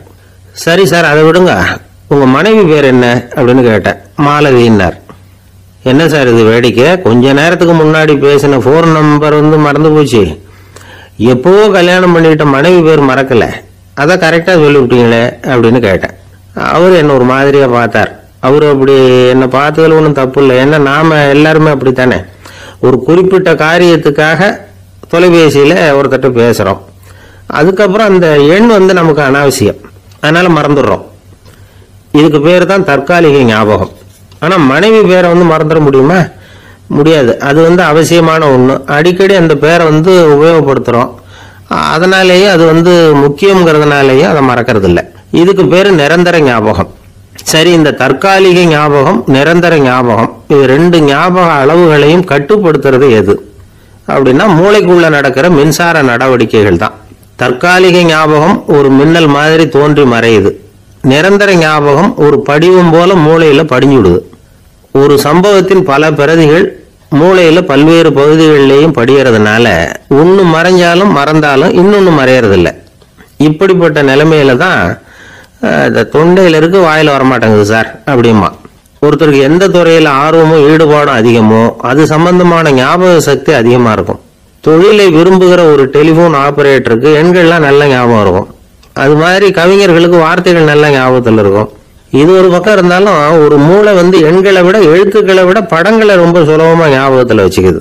புரிஞ்சுக்கிற தன்மை, அனுபவம், புத்தி கூர்மை இது கூடி குறையறத பொறுத்து ஞாபக சக்தியும் ஏறும் இறங்கும். இப்போ உதாரணத்துக்கு ஒரு பையனுக்கு படிச்சது எதுவும் ஞாபகத்துல இல்லைன்னா அவன் அதை சரியா புரிஞ்சுக்கலன்னு அர்த்தம். இந்த மறதிங்கிறது எந்த சமயத்துல ஒரு பிரச்சனை ஆகுது தெரியுமா? உங்களுக்கு வேண்டியப்பட்ட ஒருத்தரை ஞாயிற்றுக்கிழமை சாயந்தரம் சரியா 5 மணிக்கு கடற்கரைக்கு வர சொல்லிவிட்டு அந்த நேரத்தை மறந்துட்டா அது பரவாயில்ல, வர சொன்னதையே மறந்துட்டாதான் நிலைமை மோசம்னு அர்த்தம். இப்படி இருந்தா இது சிகிச்சை எடுத்துக்க வேண்டிய நிலைமைங்கிறத புரிஞ்சுக்கணும். ஆமா, இதுக்கும் மருந்து இருக்கு. ஆனா மூளை குறிப்பிட்ட அளவுக்கு கீழே இயங்குறப்போ இன்னொன்னு சொல்லுவாங்க, இந்த நியூரோ டிரான்ஸ்மிட்டர் அப்படின்னு சொல்லுவாங்க. அப்படிங்கிற மூளை ரசாயனம் ரொம்பவும் குறைஞ்சி போறப்போ மட்டும்தான் உபயோகப்படும். டாக்டர் என்ன சொல்றாங்க தெரியுமா? மூளையை பொறுத்த வரைக்கும் அதுல ஞாபக சக்தி அதிகமா உள்ள மூளை, மறதி உள்ள மூளை அப்படின்னு ஒண்ணும் கிடையாது அப்படிங்கிறாங்க. நினைவு வச்சுக்கிறதுக்கு பயிற்சி அளிக்கப்பட்ட மூளை, பயிற்சியற்ற மூளை அப்படின்னு வேணும்னா சொல்லலாம் அப்படின்னு சொல்றாங்க. அதனால நம்ம ஞாபக சக்திங்கிறது நம்ம கிட்ட இருக்கிற பயிற்சி, முயற்சி இதை பொறுத்து தான் அமையும். ஒருத்தர் ஒரு பென்சிலை எங்கேயோ வச்சுக்கிட்டு தேடிக்கிட்டு இருந்தார். அப்புறம் என்னமோ தீவிரமா யோசனை பண்ணி அதை ஞாபகப்படுத்தி பார்த்துக்கிட்டு இருந்தாராம். எதிரில் உட்கார்ந்து இருந்தவர் சொன்னார், பென்சிலை தானே தேடிட்டு இருக்கீங்க, அது உங்க வலது காதில் இருக்குது சார் அப்படின்னாராம் அவரு. இதுக்கு அவரு சொல்லியிருக்காரு, பென்சிலை வலது காதுல தான் வச்சிருக்கேங்கிறது எனக்கு நல்லா ஞாபகம் இருக்கு. ஆனா எது வலது காதுங்கிறது தான் மறந்து போச்சு அப்படின்னாராம். அவர் அதை தான் யோசிச்சுட்டு இருந்திருக்கிறார். ஒரு நாள் ஒரு நண்பரை சந்திச்சேன். உங்க வீடு எதுன்னு உங்களுக்கு தெரியுமா சார்ன்னு. அவர் என்ன ஒரு மாதிரியா பார்த்தார். அப்புறம் சொன்னார், தெரியும் அப்படின்னாரு. சரி, உங்க தொலைபேசி எண் உங்களுக்கு தெரியுமான்னு. அதுவும் தெரியும்னார். உங்க மனைவி மக்கள் யார் யாருன்னு உங்களுக்கு தெரியுமான்னு கேட்டேன். என்ன ஒரு மாதிரியா பார்த்தார். அப்புறம் சொன்னார், அதுவும் தெரியும் சார் அப்படின்னார். சரி, நீங்க யாருன்னு உங்களுக்கு தெரியுமான்னு கேட்டேன். இப்பதான் அவர் முழிக்க ஆரம்பிச்சார். அவர் மட்டும் அப்படி இல்லை, நாம எல்லாருமே அப்படிதான். எதிரில் நிக்கிறது யாருங்கிறது தெரியும், நாம யாருன்னு நமக்கு தெரியாது. உண்மையிலேயே நாம யார்? இந்த கேள்விக்கான பதில தான் வாழ்க்கை பூரா நாம தேடிட்டு இருக்கிறோம். புத்தர் என்ன சொல்றாரு தெரியுமா? நீங்க கடவுளை பத்தி கவலைப்பட தேவையில்லை, உங்களை பத்தின கவலை உங்களுக்கு இருந்தா போதும் அப்படிங்கிறார். நான் யார், எனக்கு ஏன் இந்த கவலை அப்படின்னு உங்களை நீங்களே கேட்டுக்குங்க அப்படிங்கிறார். நாம ஏன் கடவுளை படைச்சோம்? அது ஒரு நழுவல் முயற்சியாம். அதாவது தன்னிடமிருந்து தானே தப்பிக்கிற ஒரு முயற்சியாம். இப்படிதான் அதை சொல்றாங்க அறிஞர்கள்லாம். மக்கள் பொய்யான பிரச்சனைகள்ல ஆர்வமா இருக்கிறாங்க, அதுக்கு தீர்வு காணவும் முயற்சி பண்றாங்க. கடவுளை பத்தி விவாதிக்க எல்லாருக்கும் விருப்பம், தன்னுடைய சுயம் பற்றிய பிரச்சனையே இருக்கிறது இல்லை. ஆகக்கூடிய விஷயம் என்னன்னா, கடவுள் சமாளிப்புக்கு பயன்படுத்தப்படுகிறார். மனவியல் என்ன சொல்லுது தெரியுமா? கடவுள், சொர்க்கம், மறுபிறவி இதை பத்தி எல்லாம் பேச ஆரம்பிக்கிறவங்க யார் தெரியுமா? போருக்கு போறவன், துன்பத்துல சிக்கி கஷ்டப்படுறவன், நோய் படுக்கையில விழுந்தவன், இவங்க தான். நாம அனுபவத்திலே பார்க்கிறோமே இதையெல்லாம். கடவுளை துணைக்கு கூப்பிடுறவங்க யாருன்னு கவனிச்சு பாருங்க. பரீட்சை எழுத போறவன், வேலை தேடி அலையிறவன், பண நெருக்கடியில் இருக்கிறவன், விபத்துல சிக்கிக்கிட்டவன், இவங்கெல்லாம் தான். தேர்வுல வெற்றி பெற்றதும் அவரை துணைக்கு கூப்பிடுறது இல்லை, வேலை கிடைச்சதும் அவர் துணை தேவைப்படுறது இல்லை. ஏன் இப்படி? கொஞ்சம் யோசனை பண்ணி பாருங்க. துன்பம் வருகிற போது அந்த துன்பத்தை தவிர்க்க வேண்டிய நிலையில அதிலிருந்து நழுவி போறதுக்காக பிரார்த்தனை தேவைப்படுது. எல்லாம் நல்லபடியா நடக்கிறப்போ பிரார்த்தனை செய்யறது இல்லை. புத்தருடைய வழி என்ன தெரியுமா? அந்த வழியில கடவுளும் கிடையாது, பிரார்த்தனையும் கிடையாது. புத்தர் செய்தது இதைத்தான். அதாவது கடவுள்கிட்ட இருந்து மனிதனையும், மனிதன் கிட்ட இருந்து கடவுளையும் அவர் விடுவித்தார். புத்த மதம் என்ன சொல்லுது தெரியுமா? கடவுள் பிரச்சனை அல்ல, மனிதன் தான் உண்மையான பிரச்சனை அப்படின்னு சொல்லுது. உங்களை நீங்க நல்லா தெரிஞ்சுக்கிட்டா போதும், நீங்களே கடவுள் ஆயிடுவீங்க அப்படிங்கிறது தான் புத்த மதம். அதனால நமக்கு தேவை உள்முக பயணம். நான் யார் அப்படிங்கிற கேள்வியோட உள்ள போகணும். அங்க போனாதான் தெரியும் நான் அப்படின்னு அங்க யாருமே இல்லைங்கிறது. இதெல்லாம் புத்தர் சொல்லுகிற ஒரு தத்துவம். தத்துவம்னு சொன்னாவே நமக்கெல்லாம் அதை புரிஞ்சுக்கிறது கஷ்டம்தான். நம்ம பொறுத்த வரைக்கும் தத்துவம்ங்கிறதுல ரெண்டு வகை உண்டு. ஒன்று தத்துவம், இன்னொன்று மகா தத்துவம். தத்துவம்னா என்ன தெரியுமா? கேட்கறவங்களுக்கு புரியப்படாது, அதுதான் தத்துவம். மகா தத்துவம் என்னன்னா சொல்றவங்களுக்கும் புரியப்படாது. அந்த வகையில பார்த்தா இன்று ஒரு தகவலும் ஒரு மகா தத்துவம் தான். எனக்கு ஒரு உதவி செய்யணும் அப்படின்னு நம்மளை பார்த்து ஒருத்தர் கேட்குறாருன்னு வச்சுங்களேன், உடனே நாம் அவரை பார்த்து என்ன உதவின்னு கேட்போம். இதுதான் சராசரி மனிதர்களின் இயல்பு. ஆனால் ஒருத்தர் எனக்கு ஒரு உதவி செய்யணும் அப்படின்னு கேட்ட உடனே என்ன உதவின்னு கூட கேட்காம சரி செய்கிறேன் அப்படின்னு ஒத்துக்கிறது இருக்கு பாருங்க, அது கொஞ்சம் அபூர்வம். அந்த காலத்தில் ஒருத்தர் இருந்தார். அவர் எப்படி தெரியுமா? உதவி கேட்குறவங்க நல்லவங்களா கெட்டவங்களா அப்படின்னு கூட பார்க்கல, தனக்கு நன்மையா தீமையா அப்படின்னு கூட பார்க்கல, உதவி செய்கிறேன்னு புறப்பட்டு விட்டார். அவர் யார் தெரியுமா? அவர் தான் நல சக்கரவர்த்தி. அவர் மாதிரி நாமும் உதவி கேட்குறவங்களுக்கு உடனே உதவி செய்யறதுக்கு தயாரா இருக்கணும் அப்படின்னு சொன்னார் ஒரு ஆன்மீக பேச்சாளர். நல சரித்திரத்தை அவர் சொல்லிக்கிட்டு இருந்தார். இந்திரன், அக்னி, வருணன், யமன் இவங்க 4 பேரும் நலனை பார்த்து எங்களுக்கு நீ உதவி செய்யணும், எங்களுக்காக நீ தூது போகணும் அப்படின்னு கேட்குறாங்க. யாருக்கிட்ட தூது போகணும், என்ன காரியத்துக்காக போகணும் அப்படின்னு கேட்கணும்ல. நலன் அப்படி கேட்கவே இல்லை, உடனே சரின்னு ஒத்துக்கிறான். அதுக்கப்புறம் அவங்க விவரம் சொல்றாங்க, என்ன உதவி, யாருக்கிட்ட தூது போகணும் அப்படிங்கிற விவரத்தை சொல்றாங்க. நலனுக்கும் அப்புறம்தான் புரியுது, எந்த தமயந்தியை இவன் காதலிச்சானோ, எந்த தமயந்தின் சுயமரத்துக்காக இவன் போய்கிட்டு இருக்கிறானோ அந்த தமயந்தியை பார்த்து தங்களுக்காக அவகிட்ட வாதாடணும், பேசணும், தங்களில் ஒருத்தரை கல்யாணம் பண்ணிக்கும்படியா கேட்கணும் அப்படின்னு அவங்க 4 பேரும் நலங்கிட்ட கேட்குறாங்க. இதை கேட்டதும் நலன் கொஞ்சம் கூட முகம் சுளிக்கல, பதட்டப்படல. நேரா தமயந்தி கிட்ட போறான். இந்திரன், அக்னி, வருணன், யமன் இவங்களோட சிறப்புகளை எடுத்து சொல்றான். இவங்கள ஒருத்தரை கல்யாணம் பண்ணிக்கலாம் அப்படின்னு சொல்லி கேட்டுக்கிறான். ஆனா இதுக்கு தமயந்தி சம்மதிக்கல. சுயம்பரம் நடக்குது. அவ நலனை தேர்ந்தெடுக்கிறா. அந்த 4 பேரும் நலனுக்கு நிறைய வரங்கள்லாம் கொடுக்குறாங்க. அதுக்கப்புறம் இப்படி போகுது கதை. இதுல நாம கவனிக்க வேண்டியது என்னன்னா, உதவின்னு கேட்ட உடனே என்ன உதவின்னு கேட்காம சரி செய்யறேன்னு சொன்னான் பாருங்க, அதை கொஞ்சம் சிந்திக்கணும். செய்யறேன்னு ஒத்துக்கிட்டதுக்கு அப்புறம் அது என்ன உதவின்னு தெரிஞ்சும் முகம் சுளிக்காம அதை செஞ்சான் பாருங்க, அதையும் கொஞ்சம் சிந்திக்கணும். நம்மால் ஒருத்தர் ஒரு நண்பனை தேடி போனா, எனக்கு ஒரு உதவின்னா சரி சொல்லுன்னா, இப்போ உங்ககிட்ட 2 கார் இருந்தா என்ன பண்ணுவேன்னா உடனே அதுல ஒண்ணு உங்ககிட்ட கொடுத்துருவேன்னா, அவன் உங்ககிட்ட 2 பங்களா இருந்தா என்ன பண்ணுவேன்னா அதுல ஒண்ணு உங்ககிட்ட கொடுத்துருவேன்னா, உங்ககிட்ட 2 பேனா இருந்தா என்ன பண்ணுவேன்னா அதுல ஒரு பேனாவை உங்ககிட்ட கொடுக்க மாட்டேன்னா அவன். ஏன்டா அப்படி சொல்றேன்னா, ஏன்னா இப்ப நிஜமாவே என்கிட்ட 2 பேனா இருக்கு, அதனால அப்படி சொல்றேன் அப்படின்னு நானா அவன்.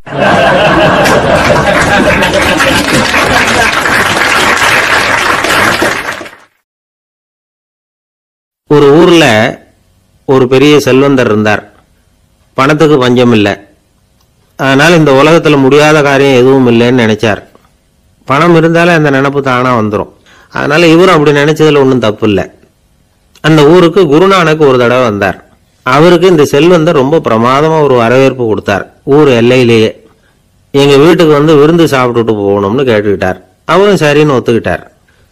உடனே தன்னுடைய பங்களாவில் ஒரு பெரிய விருந்துக்கு ஏற்பாடு பண்ணார்.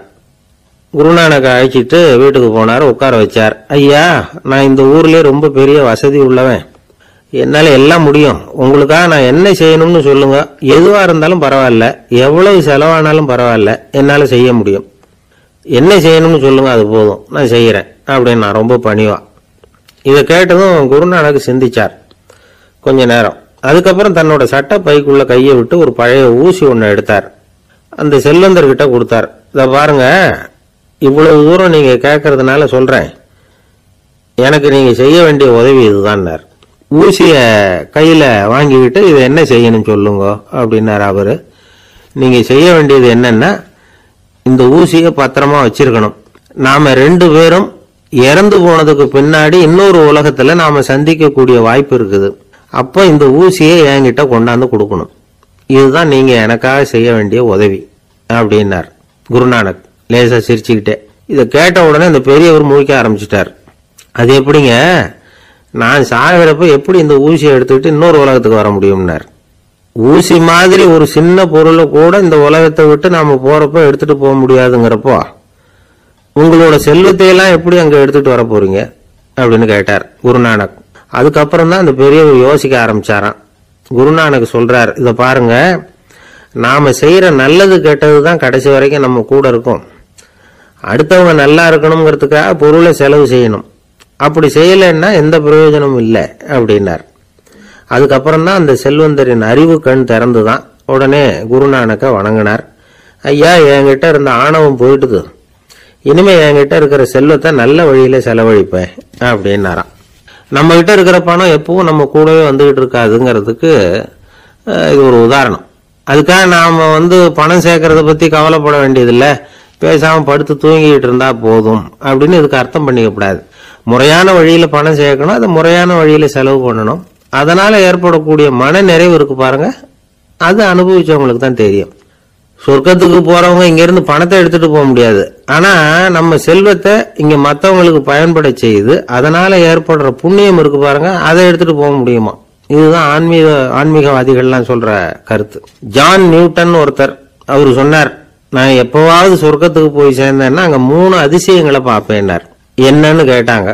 நான் யாரு யாரு இருக்க மாட்டாங்கன்னு நினைச்சுக்கிட்டு இருந்தானோ அவங்கள சில பேர் அங்க இருப்பாங்க, அது ஒரு பெரிய அதிசயம்னார். சரி, அடுத்தது என்ன? 2வது அதிசயம் என்னன்னா, அங்க இருப்பாங்கன்னு நான் எதிர்பார்த்த சில பேர் அங்க இருக்க மாட்டாங்க அப்படின்னார். சரி, 3வது பெரிய ஆச்சரியம் என்ன அப்படின்னா, நான் அங்க இருக்க பாருங்க, அதுதான் அந்த 3வது அதிசயம் அப்படின்னாராம். ஒரே ஒரு ஊரில் ஒரு அம்மா இருந்தாங்க. அந்த அம்மாவுக்கு ஒரே ஒரு பிள்ளையாண்டான். அவனுக்கு ரொம்ப அக்கறையோடு கல்யாணம் பண்ணி வச்சாங்க. கல்யாணம் முடிஞ்சதும் மருமக பொண்ணு வீட்டுக்கு வந்து சேர்ந்தது. அப்பாடா, என் கடமை முடிஞ்சது, இனிமே அக்கடான்னு எங்கேயாவது ஒரு மூலையில் படுத்து கிடக்கலாம் அப்படின்னு நினைச்சாங்க அந்த அம்மா. ஆனால் நினைக்கிறபடி எங்கே நடக்குது? அதுக்கப்புறம் தான் பிரச்சனையே ஆரம்பமாச்சு. மருமகள் குணம் சரியில்லை, ஒரு மாதிரி. அந்த பொண்ணு வீட்டுக்கு வந்ததுமே முதல் வேலையாக மாமியாரை பார்த்து, அதுதான் நான் வந்துட்டேன்ல, இனிமேல் உங்களுக்கு என்ன வேலைங்க, புறப்பட வேண்டியது தானே, காசி ராமேஸ்வரம்னு எங்கேயாவது போங்க அப்படின்ட்டு தான். மாமியார் பார்த்தாங்க, கொஞ்சம் யோசனை பண்ணாங்க. இந்த பாருமா, நீ இப்படி சொல்கிறதுக்கு முன்னாடியே வீட்டை விட்டு புறப்படணுங்கிற முடிவுக்கு நான் வந்துட்டேன். வீட்டை மட்டும் இல்லை, இந்த உலகத்தை விட்டு கூட போகிறதுக்கு தயாராக இருக்கிறேன். ஆனால் ஒரே ஒரு விஷயத்துக்காக என் உயிரை கையில் பிடிச்சிக்கிட்டு இருக்கிறேன் அப்படின்னாங்களாம். என்ன விஷயம்னு கேட்டது இந்த மருமக பொண்ணு. வேற ஒன்றும் இல்லை, என் பிள்ளைக்கு கல்யாணம் பண்ணி வச்சுட்டேன். ஒரு பேர புள்ள பிறந்து அதை என் கண்ணால் பார்த்துட்டேன்னா நான் எங்கே வேணும்னாலும் போகிறதுக்கு தயாராக இருக்கிறேன் அப்படின்னாங்களாம் அந்த மாமியார். மாமியார் இப்படி சொல்கிறதுலேயும் நியாயம் இருக்கிறதாக பட்டுது அந்த பொண்ணுக்கு. சரி, அப்படியே இருந்து பார்த்துட்டு போகலாம் அப்படின்னு அனுமதி கொடுத்தது. கொஞ்ச காலத்தில் ஒரு பேரன் பிறந்தான். அந்த அம்மாவும் பேரனை கண்ணால் பார்த்துட்டாங்க. சரி, பேரனை பார்த்தாச்சுல்ல, இனிமேல் புறப்பட வேண்டியது தானே அப்படின்னது மருமக பொண்ணு. மாமியார் பார்த்தாங்க, நீ சொல்கிறது சரிதாம்மா, அதில் ஒன்றும் தப்பு இல்லை. என்னோட பேரன் உங்களை அம்மா அப்பான்னு கூப்பிடுறத என் காது குளிர கேட்டுட்டு போயிடுறேனே அப்படின்னாங்களாம். சரி, அந்த ஆசையை நிறைவேறட்டும் அப்படின்னு காத்துக்கிட்டு இருந்தாங்க. பேரன் வளர்ந்தான், நடந்தான், பள்ளிக்கூடம் போனால் பெரியவனானா. மருமக பொண்ணு மறுபடியும் மாமியாரை விரட்ட ஆரம்பிச்சுட்டுது, இன்னும் புறப்புள்ளையான்னு. இதை பாருமா, இது வரைக்கும் இருந்துட்டேன். பேரனோட கல்யாணத்தையும் கண்ணால் பார்த்தாதான் இந்த கட்டை வேகம் போல் இருக்குது அப்படின்னு சொல்லி ஒரு மாதிரியாக பேச ஆரம்பித்தாங்க.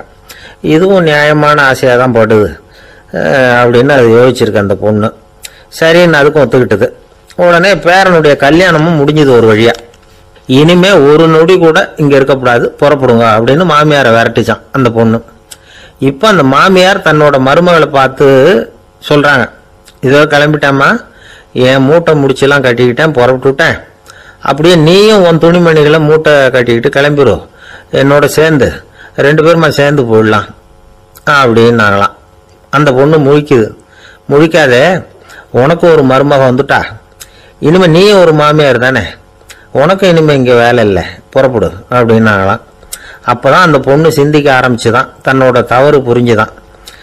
இந்த தகவலை கேட்டுக்கிட்டு இருக்கிற மருமகள்லாம் இதை பற்றி கொஞ்சம் யோசிச்சு பார்க்கணுங்கிறதுக்காகத்தான் இதை சொல்கிறோம் மாமியார்கள் சார்பாக. கொஞ்ச நாளைக்கு முன்னாடி ஒரு பொண்ணை பார்த்து பேசுகிற சந்தர்ப்பம் கிடைச்சிது ஒரு கல்யாண வீட்டில். அந்த பொண்ணு சொல்லிச்சு, சார் எனக்கு கல்யாணம் ஆகி 15 வருஷம் ஆகுது, நான் மாமியார்கிட்ட சண்டை போட்டதே இல்லை அப்படின்னு ரொம்ப அடக்கமாக சொல்லிச்சு. அது எப்படிம்மா சாத்தியமாச்சுன்னு கேட்டோம். எனக்கு கல்யாணம் ஆகி 15 வருஷம்தான் ஆச்சு, ஆனால் என் மாமியார் செத்து போய் 20 வருஷத்துக்கு மேலே ஆயிட்டுது அப்படின்னுது. ஒரு அப்பாவுக்கு 2 பிள்ளைங்க. மூத்தவன் ரொம்ப அடக்கம், அப்பா எது சொன்னாலும் கேட்பான், பெரியவங்களுக்கு கீழ்ப்படிஞ்சு நடப்பான். இளையவன் அப்படி இல்லை, தான் நினைச்சதை தான் சொல்லுவான், செய்வான். அடுத்தவங்க சொல்றதை கேட்க மாட்டான், அடங்கி நடக்க மாட்டான். இந்த 2 பேர்ல யாரை உங்களுக்கு பிடிக்கும்? பெரியவனை தான் பிடிக்கும், ஏன்னா அவன் தான் சொல்ற பேச்சை கேட்கறவன் அப்படின்னு சொல்லுவீங்க. ஆனா ஒரு ஞானி என்ன சொல்றாரு தெரியுமா? ஒரு குழந்தை அதன் அறிவுக்காக மதிக்கப்பட வேண்டுமே தவிர அதனுடைய கீழ்ப்படியும் தன்மைக்காக அல்ல அப்படிங்கிறார். நம்ம குழந்தைகளை சுயமா சிந்திக்கிறதுக்கு நாம விடுறதில்லை, மற்றவங்களை பார்த்து காப்பி அடிக்கிறதுக்கு தான் நாம் அவங்களுக்கு கற்றுக் கொடுக்குறோம். புகழ்பெற்ற மனிதர்கள் சிலருடைய பேரை சொல்லி நீ அவர் மாதிரி ஆகணும், இவர் மாதிரி ஆகணும் அப்படின்னு சொல்லிகிட்டே இருக்கிறோம். குழந்தைகள் தங்களுடைய தனித்தன்மையை வளர்த்துக்கிறதுக்கு நாம் தடையாக இருக்கிறோம். ஒரு குழந்தைகிட்ட அனாவசியமா நம்பிக்கையை வளர்த்துடக்கூடாது, எந்த கோட்பாட்டையும் திணிக்கக்கூடாது. நாம ஏற்கனவே அர்த்தமில்லாத கருத்துக்களையும் கொள்கைகளையும் மனசுல போட்டு நிரப்பி வச்சிருக்கிறோம். இந்த உலகத்துக்கு புதுசா சேர்ந்திருக்கிற ஒரு குழந்தையின் தூய்மையான மனசுல நம்ம கருத்துக்களை அறிமுகம் செய்ய அல்லது திணிக்கிறதுக்கு நமக்கு எந்த அதிகாரமும் கிடையாது. ஒரு குழந்தைய நீ இந்த மதத்தை சேர்ந்தவன் அப்படின்னு பிறந்ததுமே ஒரு முத்திரை குத்தி போடுறோம். இது அதோட சுதந்திரத்தை ஆரம்பத்திலேயே கிள்ளி எறியறது மாதிரி தான். நீங்க ஒரு மதத்தின் வழிமுறைகளை கடைபிடிச்சிட்டு வர்றீங்க, அந்த வழியில போயிட்டு இருக்கிறீங்க, சரி, அதனால போறீங்க. அதுக்காக உங்க குழந்தையையும் அதே வழியில தான் வரணும் அப்படின்னு கட்டாயப்படுத்துறதுக்கு உங்களுக்கு என்ன உரிமை இருக்குது? அந்த குழந்தை சுயமா சிந்திச்சு ஒரு முடிவுக்கு வரட்டுமே, அதுக்கு நீங்க ஏன் தடையா இருக்கிறீங்க? நமக்கு உண்மையிலேயே நம்ம குழந்தை மேல அன்பு இருந்தா இது மாதிரி திணிப்பு வேலைகளை செய்யக்கூடாது. திணிப்பு வேலைகளிலிருந்து குழந்தைகளை காப்பாத்தினா போதும். அதுதான் ரொம்ப முக்கியம். அடுத்த தலைமுறை அற்புதமான தலைமுறையா உருவாகும். நாம தான் சாதி மத சங்கடங்கள்ல மாட்டிக்கிட்டு தவிக்கிறோம். அவங்களாவது சாதி மத வேறுபாடு இல்லாத சமுதாயத்தை பார்க்கட்டுமே, அந்த சௌகரியங்களை அனுபவிக்கட்டுமே. அதுக்கு நாம என்ன செய்யணும்னா ஒன்றும் செய்யாம இருந்தா போதும். ஒரு குழந்தைகிட்ட நம்ம கருத்தை திணிக்கும் பொழுது என்ன ஆகுது தெரியுமா? அது அவனை அவங்கிட்ட இருந்து அப்புறப்படுத்தி விடுது. அவனுடைய தனித்தன்மையை அழிச்சுடுது. அவனை ஒரு எல்லைக்குள்ள திணிச்சுடுது. இதெல்லாம் அன்புங்கிற பேரால பெற்றோர்கள் செய்யற தப்பு. இதெல்லாம் கேட்டுக்கிட்டு இந்த காலத்துல அப்பா ஒருத்தர் சொன்னார், நான் கருத்துக்களை எல்லாம் என் பையன் கிட்ட திணிக்கிறது இல்லைங்க, ஆனா அதிகமா சாப்பிட சொல்லி கட்டாயப்படுத்துவேன் அப்படின்னார். உங்க வீட்டு சமையல் அவ்வளவு நல்லா இருக்குமான்னு கேட்டாங்க. நல்லா இருந்தா நான் ஏன் அவனை சாப்பிட சொல்லி கட்டாயப்படுத்த போறேன் அப்படின்னார். ஒரு ஊர்ல ஒரு மன்னன் இருந்தான், கொடுங்கோல் மன்னன். நிறைய தொந்தரவு பண்ணிட்டு இருந்தான். அவன் ஒரு தடவை என்ன பண்ணான் தெரியுமா? ஒரு தப்பும் பண்ணாத ஒரு இளைஞனை பிடிச்சி ஜெயிலில் அடைச்சுட்டான். அந்த பையனோட சொந்தக்காரங்கள்லாம் ராஜா கிட்ட போனாங்க. அவன் ஒரு தவறும் பண்ணல, அவனை விடுதலை பண்ணுங்க அப்படின்னு கெஞ்சி கேட்டுக்கிட்டாங்க. மன்னன் யோசனை பண்ணான். அந்த இளைஞனை கூப்பிட்டுக்கிட்டு வர சொன்னான். அவனை கொண்டாந்து ராஜா முன்னாடி நிறுத்தினாங்க. இதை பாருப்பா, உன்னை நான் விடுதலை பண்ணுவேன், ஆனா ஒரு கண்டிஷன். அந்த நிபந்தனையை நீ நிறைவேற்றினா உனக்கு விடுதலை அப்படின்னா மன்னன். சரின்னு ஒத்துக்கிட்டான் பையன். மன்னன் கண்டிஷன் என்னங்கிறத சொன்னான். உங்ககிட்ட ஒரு செம்மறி ஆட்டை கொடுக்க போறேன், 1 மாசத்துக்கு அதுக்கு தேவையான தீனியையும் கொடுக்க போறேன். 1 மாசம் கழிச்சு அந்த ஆட்டை எடை போட்டு பார்ப்பேன். அந்த ஆட்டின் எடை கொஞ்சம் கூட கூடி இருக்கக்கூடாது. எடை கூடி இருந்தா உனக்கு விடுதலை கிடையாது. என்ன சொல்ற அப்படின்னா பையனுக்கு ஒன்றும் புரியல, பயமா போட்டுது. குழம்பிக்கிட்டு நின்றுகிட்டு இருக்கிறான். சரி, ஒரு நாள் டைம் தரேன், நல்லா யோசனை பண்ணி பார்த்துட்டு நாளைக்கு உன் முடிவை சொல்லு அப்படின்னா மன்னன். பையன் கவலையோட வெளியில வந்தான். அங்க ஒரு பெரியவர் நின்றுகிட்டு இருந்தார். அவர்கிட்ட விஷயத்தை சொன்னான். அந்த பெரியவர் இந்த பையனுக்கு காதோட காதா ஒரு வழியை சொல்லி கொடுத்தார். அதை கேட்டதும் பையன் மறுபடியும் மன்னன் முன்னாடி நின்னா, உங்க நிபந்தனையை ஏத்துக்கிறேன்னு சொன்னான்.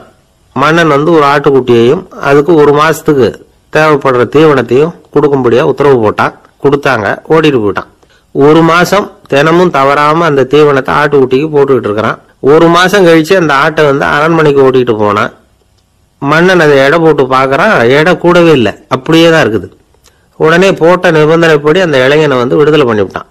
சரி, ஆட்டுக்கு எடை கூடாம இருக்கிறதுக்கு அந்த பெரியவர் சொல்லி கொடுத்த யோசனை என்ன அப்படின்னா, அது வேற ஒண்ணும் இல்லை.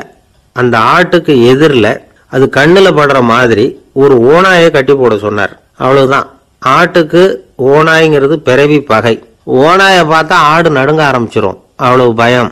தினமும் அந்த ஆடு பயந்துகிட்டே தீனி சாப்பிட்டது, எடை கூடல. அதுதான் ரகசியம். இது சின்ன பிள்ளைங்களுக்கான ஒரு கதை. இதுல இருந்து தெரிஞ்சுக்க வேண்டிய உண்மை என்னன்னா, நாமெல்லாம் சாப்பிடுறப்ப மனசும் உடம்பும் அமைதியா இருக்கணும். அப்பதான் அது உடம்புல விட்டும். அவசரத்திலையும் பயத்திலையும் சாப்பிட்டா அது சரியா ஜீரணமாவாது. இன்னொரு ராஜா இருந்தார். அவரும் ஒரு இளைஞனை ஜெயிலில் அடைச்சு விட்டார். விடுதலை பண்ணணும்னா ஒரு கண்டிஷன்னார். என்னன்னு கேட்டான்.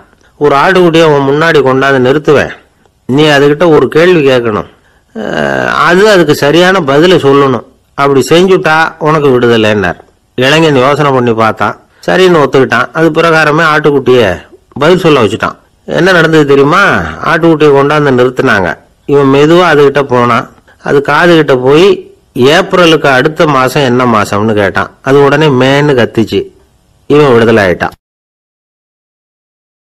ஆந்திர நாட்டில் ஒரு அரசர் இருந்தார். அந்த அரசர்கிட்ட ஒரு அமைச்சர் இருந்தார். அந்த அமைச்சர் பேரு ராயண பாஸ்கர். அவர் ஒரு பெரிய அறிவாளி. அது மட்டும் இல்ல, மிகச்சிறந்த கொடையாளி. யார் எது கேட்டாலும் இல்லைன்னு சொல்ல மாட்டாராம். அதன் காரணமாகவே அவர்கிட்ட இருந்த செல்வம் நாளுக்கு நாள் குறைஞ்சிக்கிட்டே வந்துட்டுதான். கடைசியில குடும்பத்துக்குன்னு எதுவும் வைக்காமலே அவர் போய் சேர்ந்துட்டார். மகனும் இறந்துட்டார். அந்த குடும்பத்துல மிஞ்சி இருந்தது அவருடைய மருமகள், ஒரு பேரன், அவ்வளவுதான். இருந்த ஒரே சொத்து பழுதடைஞ்ச ஒரு வீடு. அந்த அம்மா மற்ற வீடுகளில் வேலை செஞ்சு தன்னுடைய பிள்ளைய படிக்க வச்சுக்கிட்டு வராங்க. அந்த புள்ள ஒரு பெரிய வள்ளலுடைய பேரன்கிறது அந்த பள்ளி வாத்தியார்களுக்கும் தெரியும். அதனால அவங்களும் இவங்கிட்ட கொஞ்சம் அன்பாவும் அக்கறையாகவும் பழகி பாடம் சொல்லி கொடுத்துக்கிட்டு இருக்கிறாங்க. ஒரு நாள் ஒரு புகழ்பெற்ற கவிஞர் ஒருத்தர் அந்த பள்ளிக்கூடத்துக்கு வந்திருக்கிறார். ஆசிரியர்கள் கிட்ட பேசிக்கிட்டு இருந்தப்ப ஒரு செய்தியை சொன்னாராம். ராயண பாஸ்கருங்கிற வள்ளல் எனக்கு நிறைய உதவிகள் செஞ்சிருக்கார், என்னை பாராட்டி பரிசுகள்லாம் கொடுத்துருக்கிறார். அந்த வள்ளல் வாழ்ந்த கிராமத்தை பார்க்கணுங்கிறதுக்காக தான் இப்போ இங்கே வந்திருக்கிறேன் அப்படின்னாராம். ஆசிரியர் உடனே இந்த பையனை கூப்பிட்டு, இதை பாருங்க, இவன் யாரு தெரியுமா, நீங்க குறிப்பிடுகிற அந்த வள்ளலின் பேரன் அப்படின்னு அறிமுகப்படுத்தினாராம். கவிஞரின் கண்கள்ல ஆனந்த கண்ணீர். அந்த பரவச நிலையிலேயே அந்த வள்ளலை பற்றி கவி பாட ஆரம்பிச்சுட்டாராம். இந்த சின்ன பையன் அதை கேட்டிருக்கிறான். உடனே என்ன பண்ணலாம் தெரியுமோ, தன் கையில் அணிஞ்சிருந்த ஒரு பொன் வளையல கழட்டி அந்த கவிஞருக்கு பரிசா கொடுத்துட்டானாம். எல்லாருக்கும் ஆச்சரியம். தாத்தா இருக்கும் நிலையில கொடுத்தாரு, பேரன் இல்லாத நிலையிலையும் கொடுக்குறான். பையனை எல்லாரும் பாராட்டினாங்களாம். இருந்தாலும் அவனுக்குள்ள ஒரு பயம் எதுவும் ஆரம்பமாச்சு. பள்ளிக்கூடம் விட்டு வீட்டுக்கு வரும்போது அந்த பயம் இன்னும் அதிகமாயிட்டுது. அம்மா என்ன சொல்லுவாங்களோ தெரியலையே, ஏதோ திடீர்னு தோணிச்சு வளையல கட்டி கொடுக்கணும்னு கொடுத்துட்டோம். குடும்பம் இருக்கிற நிலையில இப்படி நான் செஞ்சது தப்பா, வீட்டு செலவுக்கே அம்மா எவ்வளவு கஷ்டப்படுறாங்க, வீட்டுக்கு போனதும் என்ன நடக்குமோ தெரியலையே அப்படின்னு நினைச்சு பயந்துக்கிட்டே அவன் வீட்டுக்குள்ள அடி எடுத்து வைக்கிறான். அம்மா கூப்பிட்டு சாப்பாடு போட்டாங்க. அவங்க கண்ணில் படக்கூடாதுங்கிறதுக்காக ஒரு கையை பின்னாடி மறைச்சிக்கிட்டே இருந்தான். அம்மா இதை கவனிச்சுட்டாங்க. ஏய், உன் கையை ஏன் அப்படி வச்சிருக்கிற, உன் கைக்கு என்னாச்சு, ஏதாவது அடிபட்டு போச்சா அப்படின்னு கேட்டுக்கிட்டே கையை எடுத்து பார்க்குறாங்க. வளையல காணலை. வளையல் எங்க அப்படின்னு கேட்குறாங்க. இவன் தயங்கிக்கிட்டே நடந்ததை சொல்கிறான். அதை கேட்டதும் அந்த அம்மாவோட முகம் கோபத்தால் சவுந்து போச்சான். முட்டாளே, என்ன காரியம் பண்ண அப்படின்னு கன்னத்தில் அரைஞ்சிட்டாங்களாம். அம்மா, என்னை அடிக்காத, ஏதோ தெரியாமல் தப்பு பண்ணிட்டேன் அப்படின்ட்டு இருக்கான். மகனே, வளையல கொடுத்ததுக்காக நான் உன்னை அடிக்கல, அப்படிங்க பின்ன எதுக்கு அடிச்சேன்னு கேட்டிருக்கான். உன் பாட்டனார் ஒரு பெரிய வள்ளல், அவர் எதையும் பாதி வேலையா செய்யறது இல்லை, அவருடைய பேரை நீ அரைவரை வேலை செஞ்சுட்டு வந்திருக்கிற அப்படின்னாங்களாம். என்னம்மா சொல்றேன் இருக்கான். நீ ஒரே ஒரு வளையல மட்டும்தானே கட்டி கொடுத்துருக்குற, கொடுக்கறதா இருந்தா ரெண்டையும் சேர்த்துல கொடுத்துருக்கணும், அதுதானே உங்க தாத்தாவுக்கு பெருமை அப்படின்னாங்களாம். அம்மா, தெரியாம செஞ்சுட்டேன், உங்ககிட்டையும் அரை வாங்கிட்டேன் அப்படி இப்படின்னு அவன் சொல்லியிருக்கிறான். இப்போ அம்மா கொஞ்சம் இருங்க, அந்த கவிஞர் இன்னைக்கு நம்ம ஊர்ல தான் தங்கியிருப்பார், நாளைக்கு காலையில தான் அவர் எங்க இருக்காருன்னு விசாரிச்சு இன்னொரு வளையலையும் கொடுத்துட்றேன் அப்படின்ட்டு இருக்கான். மகனே, நல்ல செயல்களை எல்லாம் நாளைக்குன்னு ஒத்தி போடாத, நாளைக்கு என்ன நடக்குங்கிறது யாருக்கு தெரியும், இப்பவே போ, எங்க இருக்காருன்னு பாரு அப்படின்ட்டு இருக்காங்க. மகன் புறப்பட்டான். பள்ளி ஆசிரியர்கிட்ட போய் கேட்டானா அந்த கவிஞர் எங்க இருக்காருன்னு. அவர் சொன்னாராம். உடனே போய் அவர் இருக்கிற இடத்துல கதவை தட்டியிருக்கான். ராத்திரி நேரத்தில் இவனை கண்டதும் அவருக்கு ரொம்ப ஆச்சரியம். இவன் இன்னொரு கை வளையலையும் எடுத்து நீட்டியிருக்கான். அவர் திகைச்சு போய் நிற்கிறார். அவரால் என்ன பண்றதுன்னே தெரியல. ஆனந்த கண்ணீர். இது பெரியவர்கள் கூற கேட்ட ஒரு வரலாறு. இன்னைக்கு இப்படிப்பட்டவங்களை பார்க்க முடியுமா? வறுமை வள்ளல் தன்மையை ஒன்று செய்து விடாதுங்கிறதுக்கு இது ஒரு உதாரணம். ஒருத்தன் இன்னொருத்தனை பார்த்து கேட்டானா, எங்க தாத்தா உங்க தாத்தாவுக்கு 100 ரூபா கடன் கொடுத்துருக்கிறார், அதை எப்போ திருப்பி கொடுக்க போறேன்னு. கவலைப்படாத, எங்க பேரன் அதை உங்க பேரன்ட்ட திருப்பி கொடுத்துருவான் அப்படின்னு நானும். அவன் ஒரு ஊர்ல ஒரு மன்னர் இருந்தார். புத்தி கூர்மை உள்ள ஒரு மன்னர். பொதுவா மன்னர்களுக்கு சந்தேகம் வந்தா சபையில உள்ள சான்றோர்கள் கிட்ட கேட்டு தெரிஞ்சுக்கிறது தானே வழக்கம். ஆனா இங்க அப்படி இல்லை. மற்றவங்களுக்கு சந்தேகம் வந்தா மன்னர்கிட்ட கேட்டு தெரிஞ்சுக்குவாங்க. அது மாதிரி கேட்டு தெரிஞ்சுக்கிறதுக்காக ஒரு பெரியவர் ஒரு நாள் வந்தார். அவர் கையில 3 பொம்மைகள் வச்சிருந்தார். 3 ஒரே மாதிரி பொம்மைகள், கொஞ்சம் கூட வித்தியாசம் தெரியல. ஏது இந்த பொம்மைன்னு கேட்டார் மன்னர். எனக்கு வேண்டியப்பட்ட ஒருத்தங்கிட்ட இருந்து இதை வாங்கிட்டு வந்திருக்கிறேன், நான் தான் அவன்கிட்ட இந்த பொம்மையை செஞ்சு கொடுக்க முடியா கேட்டுக்கிட்டேன். அவன் ரொம்ப புத்திசாலி, அவன் தான் இதை செஞ்சு கொடுத்தான், ஆனா அதுல ஒரு சிக்கல் அப்படின்னார். என்ன பிரச்சனைன்னு கேட்டிருக்காரு இவர். நான் அவன்கிட்ட கேட்டது 3 விதமான பொம்மைகளா இருக்கணும்னு கேட்டேன். அவன் என்னடான்னா 3 ஒரே மாதிரியா செஞ்சு கொடுத்துட்டான் அப்படின்னார். அவங்கிட்டே கேட்கறது தானே அப்படின்னு இருக்காரு இவர். கேட்டேன், அவன் என்ன சொல்றான்னா இது 3 ஒரே மாதிரி பொம்மை கிடையாது, 3 விதம், ஒண்ணுக்கு ஒண்ணு வித்தியாசம் இருக்குது. இந்த 3 பொம்மையும் 3 விதமான நண்பர்களுக்கு உதாரணங்கள் அப்படின்னு சொல்றான். எனக்கு ஒன்றும் புரியல, அதுதான் உங்ககிட்ட வந்தேன் அப்படின்னார். சரி, அந்த பொம்மைகளை இப்படி கொடுங்க அப்படின்னு வாங்கினார் மன்னர்.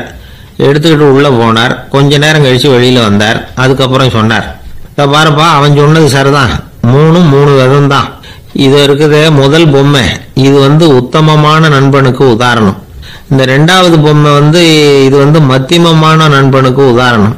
அந்த 3வது பொம்மை இருக்குதே அது மோசமான நண்பனுக்கு உதாரணம். இதை செஞ்சவன் உண்மையிலேயே பெரிய அறிவாளி தான் அப்படின்னாராம். வந்தவருக்கு ஒன்றும் புரியல. பார்த்தா ஒன்றும் வித்தியாசம் தெரியலையே அப்படின்னு அவன் குழம்பி போய் நிற்கிறான். இப்போ அந்த மன்னர் விளக்கம் கொடுக்கிறார். அந்த 3 பொம்மையையும் எடுத்து முன்னாடி வச்சார். ஒரு மெல்லிய கம்பியை கையில் எடுத்தார். அந்த முதல் பொம்மை காதில் விட்டார். கொஞ்ச தூரம் உள்ள போய் அப்படியே நின்றுட்டுது அந்த கம்பி. அப்புறம் 2வது பொம்மை காதில் அந்த கம்பியை விட்டார். அந்த கம்பி என்னாச்சுன்னா அப்படியே அது வாய் வழியா வெளில வந்தது. 3வது பொம்மை காதில் கம்பியை செலுத்தினார். அது நேரா இன்னொரு காது வழியா வெளியில வந்தது. இப்ப இந்த முதல் வகை இருக்குதே, அது மாதிரியான நண்பர்கள் எப்படி தெரியுமா? நம்ம கஷ்டத்தை அவங்க கிட்ட சொன்னா பேசாம கேட்டுக்குவாங்க. வெளியில அதை யாருகிட்டையும் சொல்லிட்டு இருக்க மாட்டாங்க. வெளியில தெரியாம நமக்கு உதவி பண்ணுவாங்க. செஞ்சுட்டு அதை நான் தான் செஞ்சேன்னு சொல்லிட்டு இருக்க மாட்டாங்க. அதுதான் கம்பி ஒரு காது வழியா போய் உள்ளே நின்றுட்டுது. 2வது பொம்மையில கம்பி என்னாச்சு, ஒரு காது வழியா போய் வாய் வழியா வெளியில வருது. இது மாதிரியான நண்பர்கள் கிட்ட நாம கஷ்டத்தை சொன்னா அதை அவங்க 4 பேர்கிட்ட போய் சொல்லி நமக்காக உதவி கேட்பாங்க. நமக்குன்னு கேட்டு வாங்கி அதை நம்ம கிட்ட கொண்டுகிட்டு கொடுப்பாங்க. இவங்க மத்தியமமான நண்பர்கள். 3வது பொம்மையில ஒரு காது வழியா செலுத்துற கம்பி இன்னொரு காது வழியா வெளியில வந்துருது.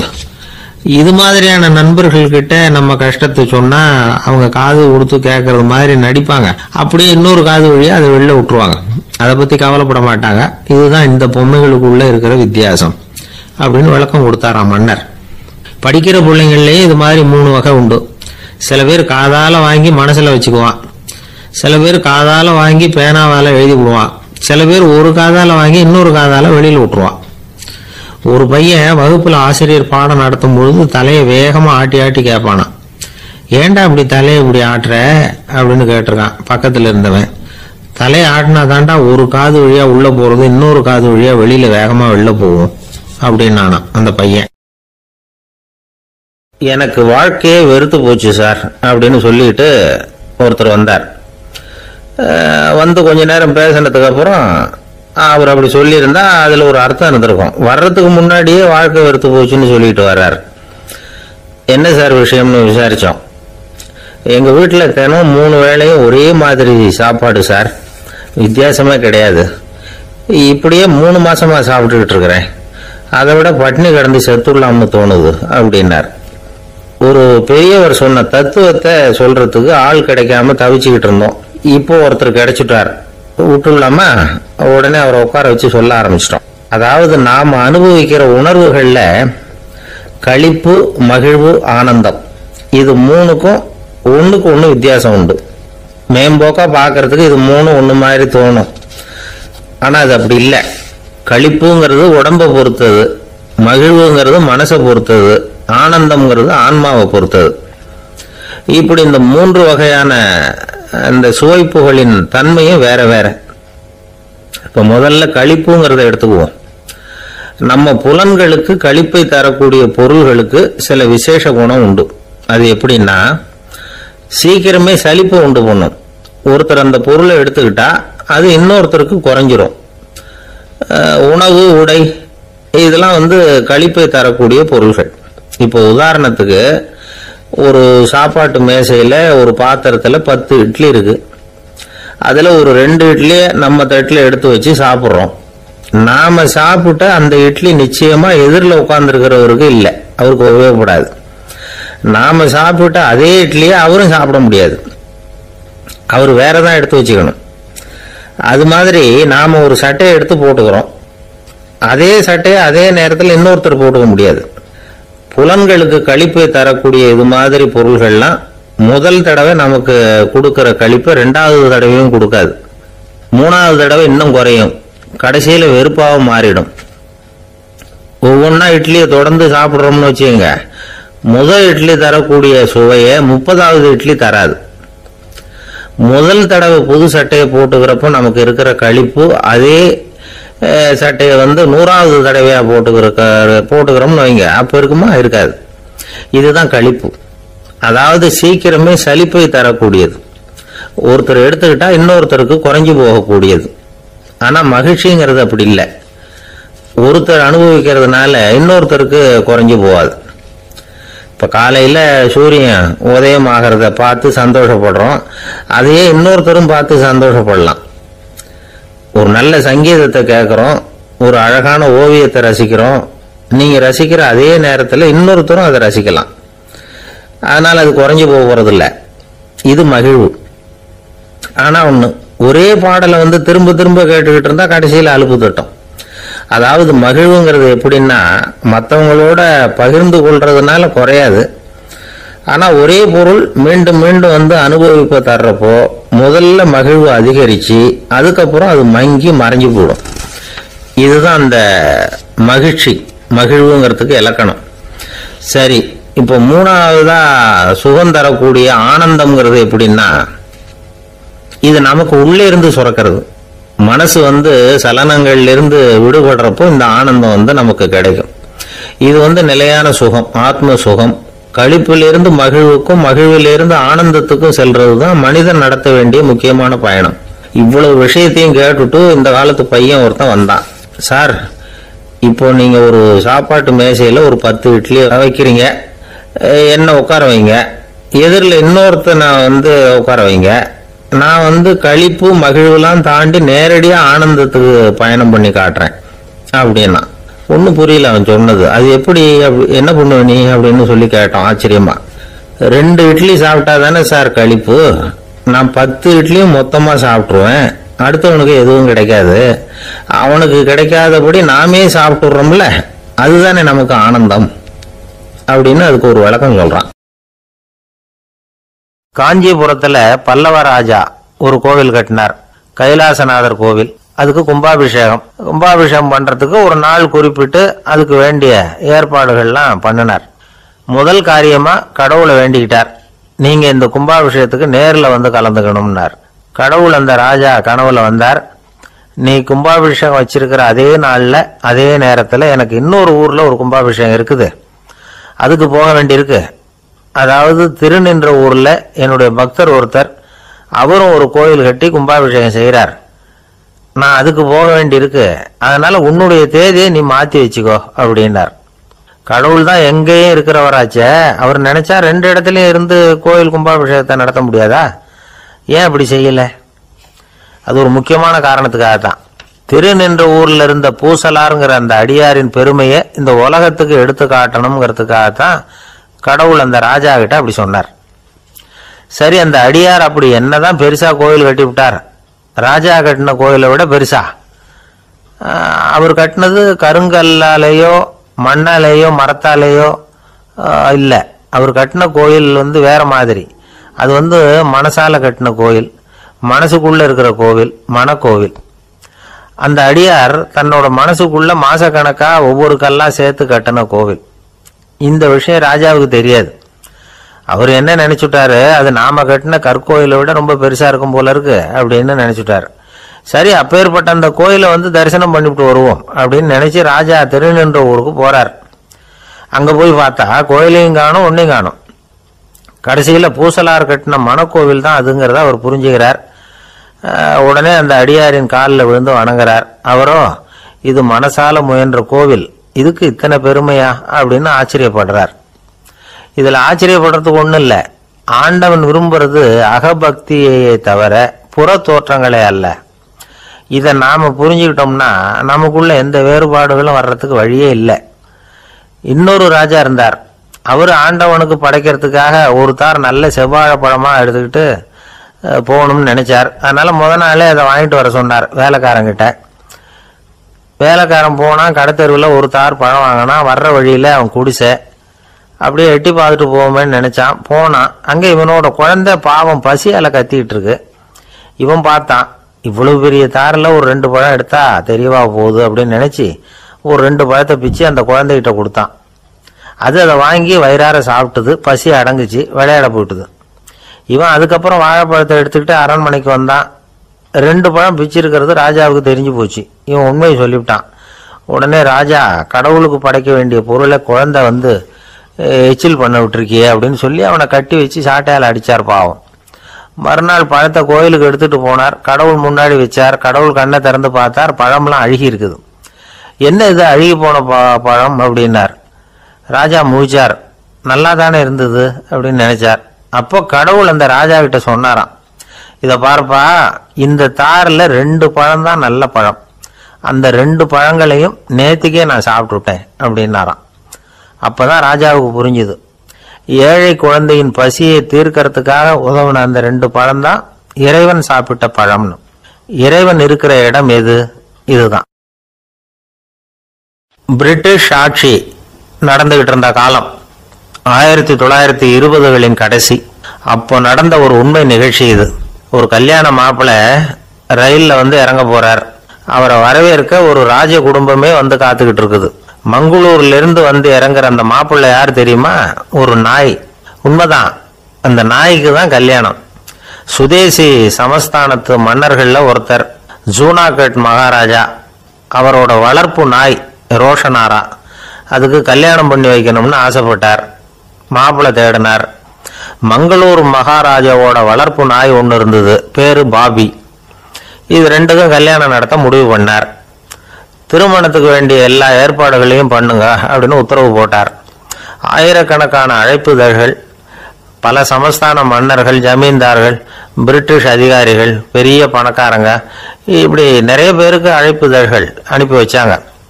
பத்திரிகையை பார்த்தவங்க எல்லாம் திகைச்சு போயிட்டாங்களாம். இருந்தாலும் என்ன பண்றது, ராஜாவே அழைக்கிறார், போகாம இருக்க முடியுமா?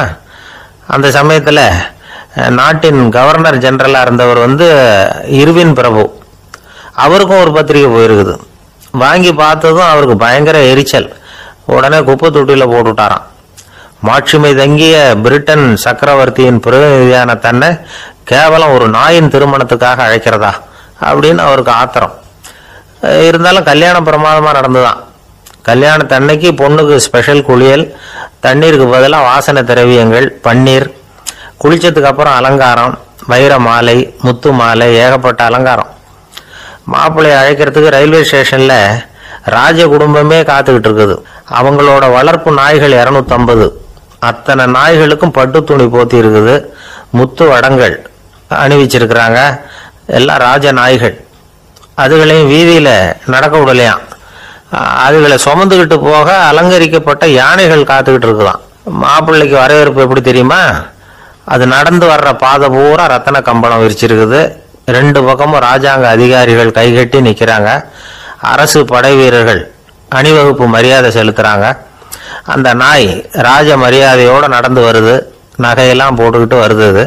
திருமண மண்டபத்துக்கு சேருது. அங்க கல்யாணம் அமோகமா நடக்குது. இந்த திருமணத்தை முன்னிட்டு அந்த ஜூனாகட் சமஸ்தானத்துக்கு 3 நாள் விடுமுறை வேற. கல்யாணத்துக்கு வந்திருந்தவங்களுக்கெல்லாம் ஏக தடபுடலா விருந்து, நாட்டியம் எல்லாம் பிரமாதமா நடந்துதான். இந்த கல்யாணத்துல கலந்துக்க வந்திருந்த மற்ற சமஸ்தானத்து மன்னர்கள், தீவான்கள், அரச குடும்பத்தினர், இப்படி அவங்க 700 பேராம். அவங்க போறதுக்காக விசேஷ ரயில்கள்லாம் வேற விட்டுருக்காங்க. கல்யாணம் முடிஞ்சதும் அந்த நாய் தம்பதிகளோட பெரிய பெரிய மன்னர்கள்லாம் ஒன்னா உட்காந்து சாப்பிட்டாங்களாம். ஏர் கண்டிஷன் அறையில அந்த தம்பதிகள் கொஞ்ச காலம் வாழ்ந்துருக்கிறாங்க. கொஞ்ச நாள்ல மாப்பிள்ளைக்கு மரியாதை குறைய ஆரம்பிச்சுட்டுது. வெளியில துரத்தி விட்டாங்களாம். அந்த பெண் நாய் மட்டும் ராஜ போகங்களை அனுபவிச்சு வந்துதான். இந்த கல்யாணத்தை பார்த்துட்டு தொடர்ந்து மற்ற சமஸ்தானத்து மன்னர்களும் நாய் திருமணங்கள் நடத்த ஆரம்பிச்சுட்டாங்களாம். இது உண்மையில நடந்திருக்குது. இப்படி அது இருக்கட்டும். இப்ப நம்ம கதைக்கு வருவோம். ஒரு ராஜாவுக்கு ரொம்ப நாள் கழிச்சு ஒரு குழந்தை பிறந்துதான். அரண்மனை ஜோசியரை கூப்பிட்டுருக்கார் ராஜா. ஜோசியரே, என் மகன் வருங்காலத்துல சிறந்த வாழ் வீரனா வரணும்னு ஆசைப்படுறேன், வருவானாங்கிறத கொஞ்சம் பார்த்து சொல்லுங்களேன் அப்படின்னாராம். ஜோசியர் சொன்னார், மன்னா, உங்க புள்ள வாழ் வீரனா வர்றது கஷ்டம். ஆனா அவரும் உங்களை மாதிரியே நாய்க்குட்டிகள் பேர்ல பிரியமா இருப்பார், அதுகளுக்கு கல்யாணமும் பண்ணி வைப்பார் அப்படின்னாராம்.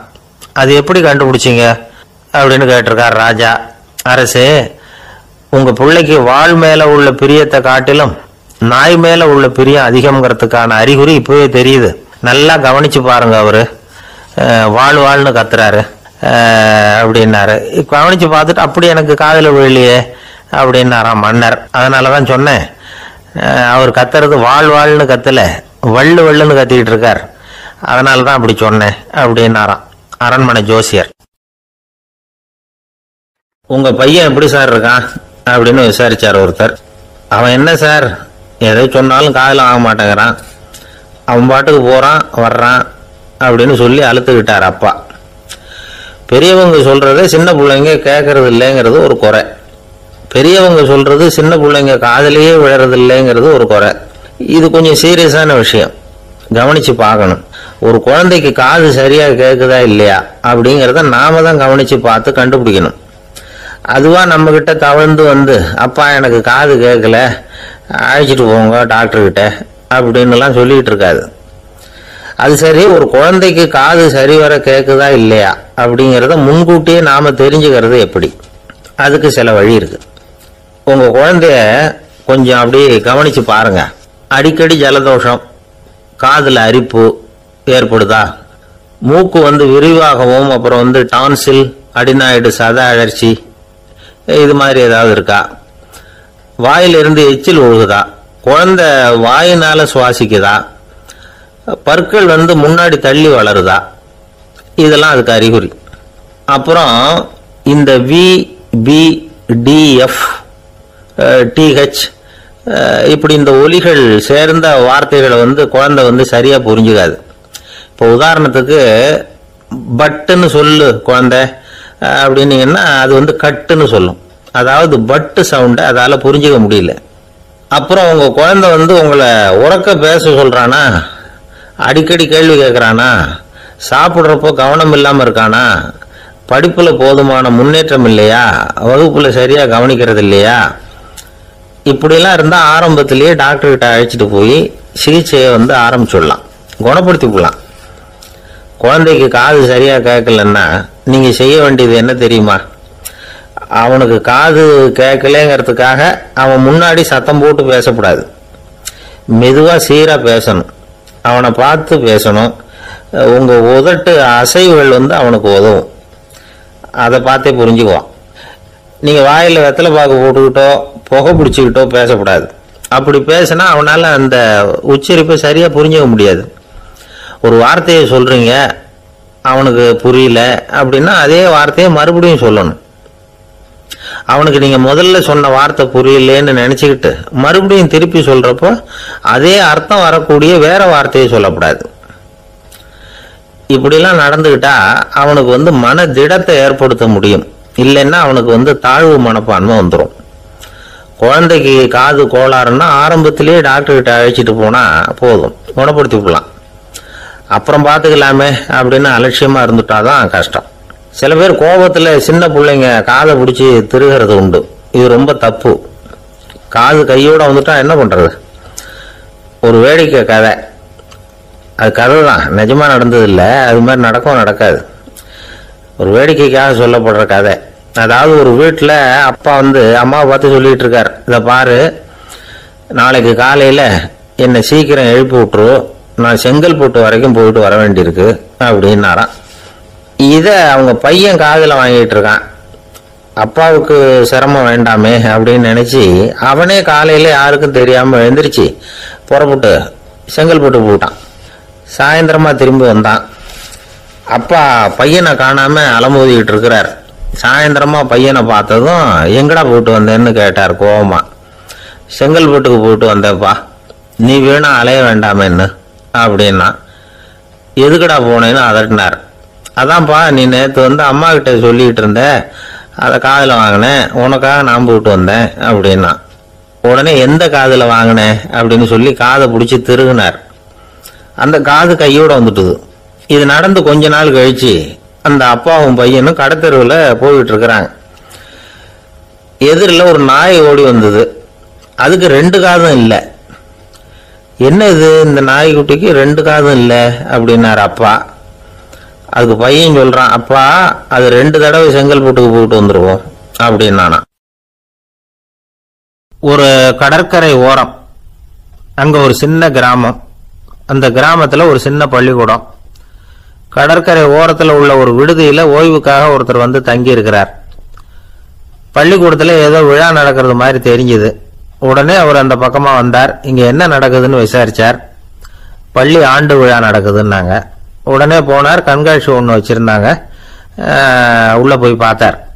பள்ளிக்கூடத்தில் படிக்கிற மாணவர்களே சொந்தமா தயார் பண்ண பொருள்களை காட்சிக்கு வச்சிருக்கிறாங்க. அந்த ஊர் மக்கள்லாம் அதை கூட்டம் கூட்டமா போய் பார்த்துக்கிட்டு இருக்கிறாங்க. இவரும் ஆர்வமா அதையெல்லாம் பார்த்துக்கிட்டே போறார். ஒரு இடத்துல ஒரு சின்ன ரயில் செஞ்சு வச்சிருந்தாங்க, மாணவர்களே தயார் பண்ணது. மின்சாரத்தால் அது ஓடுறது மாதிரி பண்ணி வச்சிருந்தாங்க. அதில் ஒரு சின்ன பொத்தான் இருக்கும், அது அமுக்குனா ரயில் ஓடும், சுற்றி சுற்றி வரும். மாணவர்கள் எதிரில் நின்று அதுக்கு விளக்கம் கொடுத்துக்கிட்டு இருக்கிறாங்க. இவர் அதை கவனிச்சார், ரயில் ஓடுறத பார்த்தார். அங்கே நின்றுகிட்டு இருந்த மாணவர்கள்கிட்ட விளையாட்டா கேட்டார், ஏப்பா இந்த ரயில் எதனால ஓடுது அப்படின்னு கேட்டார். இவர் சக்தியினால ஓடுது அப்படின்னாங்க மாணவர்கள். அது என்ன சக்தின்னு கேட்டார். அதுக்கு பேரு மின்சாரம் அப்படின்னாங்க. சரி, நீங்க மின்சாரத்தை பார்த்துருக்குறீங்களா அப்படின்னார். நாங்க பார்த்தது இல்லைங்க, ஆனா இதை செய்யறதுக்கு எங்களுக்கு உதவி பண்ண ஆசிரியர் ஒரு பட்டதாரி, ஒரு காலம் அவர் பார்த்துருக்கலாம் அப்படின்னாங்க. அவர் எங்க இருக்காருன்னு கேட்டார். இதோ அழைச்சிட்டு வர்றோம்னு ஓடினாங்க. அவர் அழைச்சிட்டு வந்தாங்க. அவர்கிட்ட ஒரு பெரியவர் கேட்டார், மின்சாரத்தை நீங்க பார்த்துருக்குறீங்களா அப்படின்னு. மின்சாரத்தை பார்க்கறதாவது நான் பார்த்ததே இல்லை. நான் பார்த்தது அது செயல்படுற விதத்தை தான். அது விளக்க எரிய வைக்குது, ரயிலை ஓட வைக்குது, இது மாதிரி எத்தனையோ எந்திரங்களை செயல்பட வைக்குது. ஆனா உண்மையிலேயே அது என்னன்னு எனக்கு தெரியாது. ஒருவேளை இந்த பள்ளிக்கூடத்து தலைமை ஆசிரியருக்கு தெரிஞ்சிருக்கலாம், ஏன்னா அவர் ஒரு மேல்நிலை பட்டதாரி அப்படின்னாராம் அவரு. சரின்னு போய் தலைமை ஆசிரியரை கூப்பிட்டுக்கிட்டு வந்தாங்க. அவர்கிட்டயும் இதே கேள்வி கேட்டாராம் அவரு. மன்னிக்கணும், இந்த கேள்வி இதுவரைக்கும் யாரும் என்கிட்ட கேட்டதில்லை.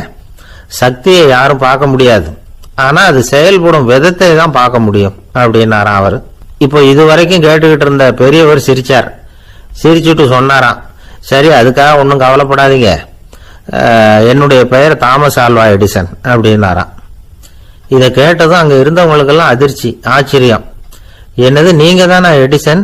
நீங்க எவ்வளவு மின்சார கருவிகளை உண்டாக்கி இருக்கிறீங்க, நீங்களா இந்த கேள்வியை கேட்டது அப்படின்னாங்களாம். ஆமா, நான் தான் கேட்கிறேன், ஏன்னா நானே மின்சாரத்தை பார்த்தது கிடையாது அப்படின்னாராம் அவரு. அன்புங்கிறது இப்படிப்பட்டது தான்ங்கிறார் ஓஷோ.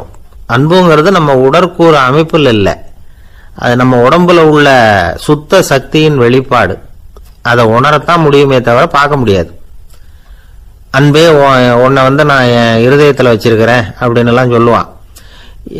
இதெல்லாம் சும்மா. இது டாக்டர்கள் சொல்ற இருதயம் கிடையாது. அது ரத்தத்தை தள்ளுகிற ஒரு கருவி, அவ்வளவுதான்.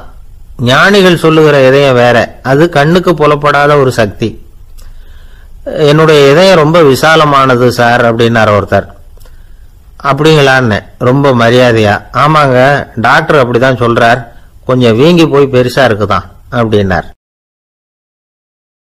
இந்த உலகத்துல உண்மையாவே வேதாந்தம் பேசுறவங்களும் உண்டு, உள்ளுக்குள்ள வேற மாதிரி இருந்துகிட்டு வெளியில வேதாந்தம் பேசுறவங்களும் உண்டு.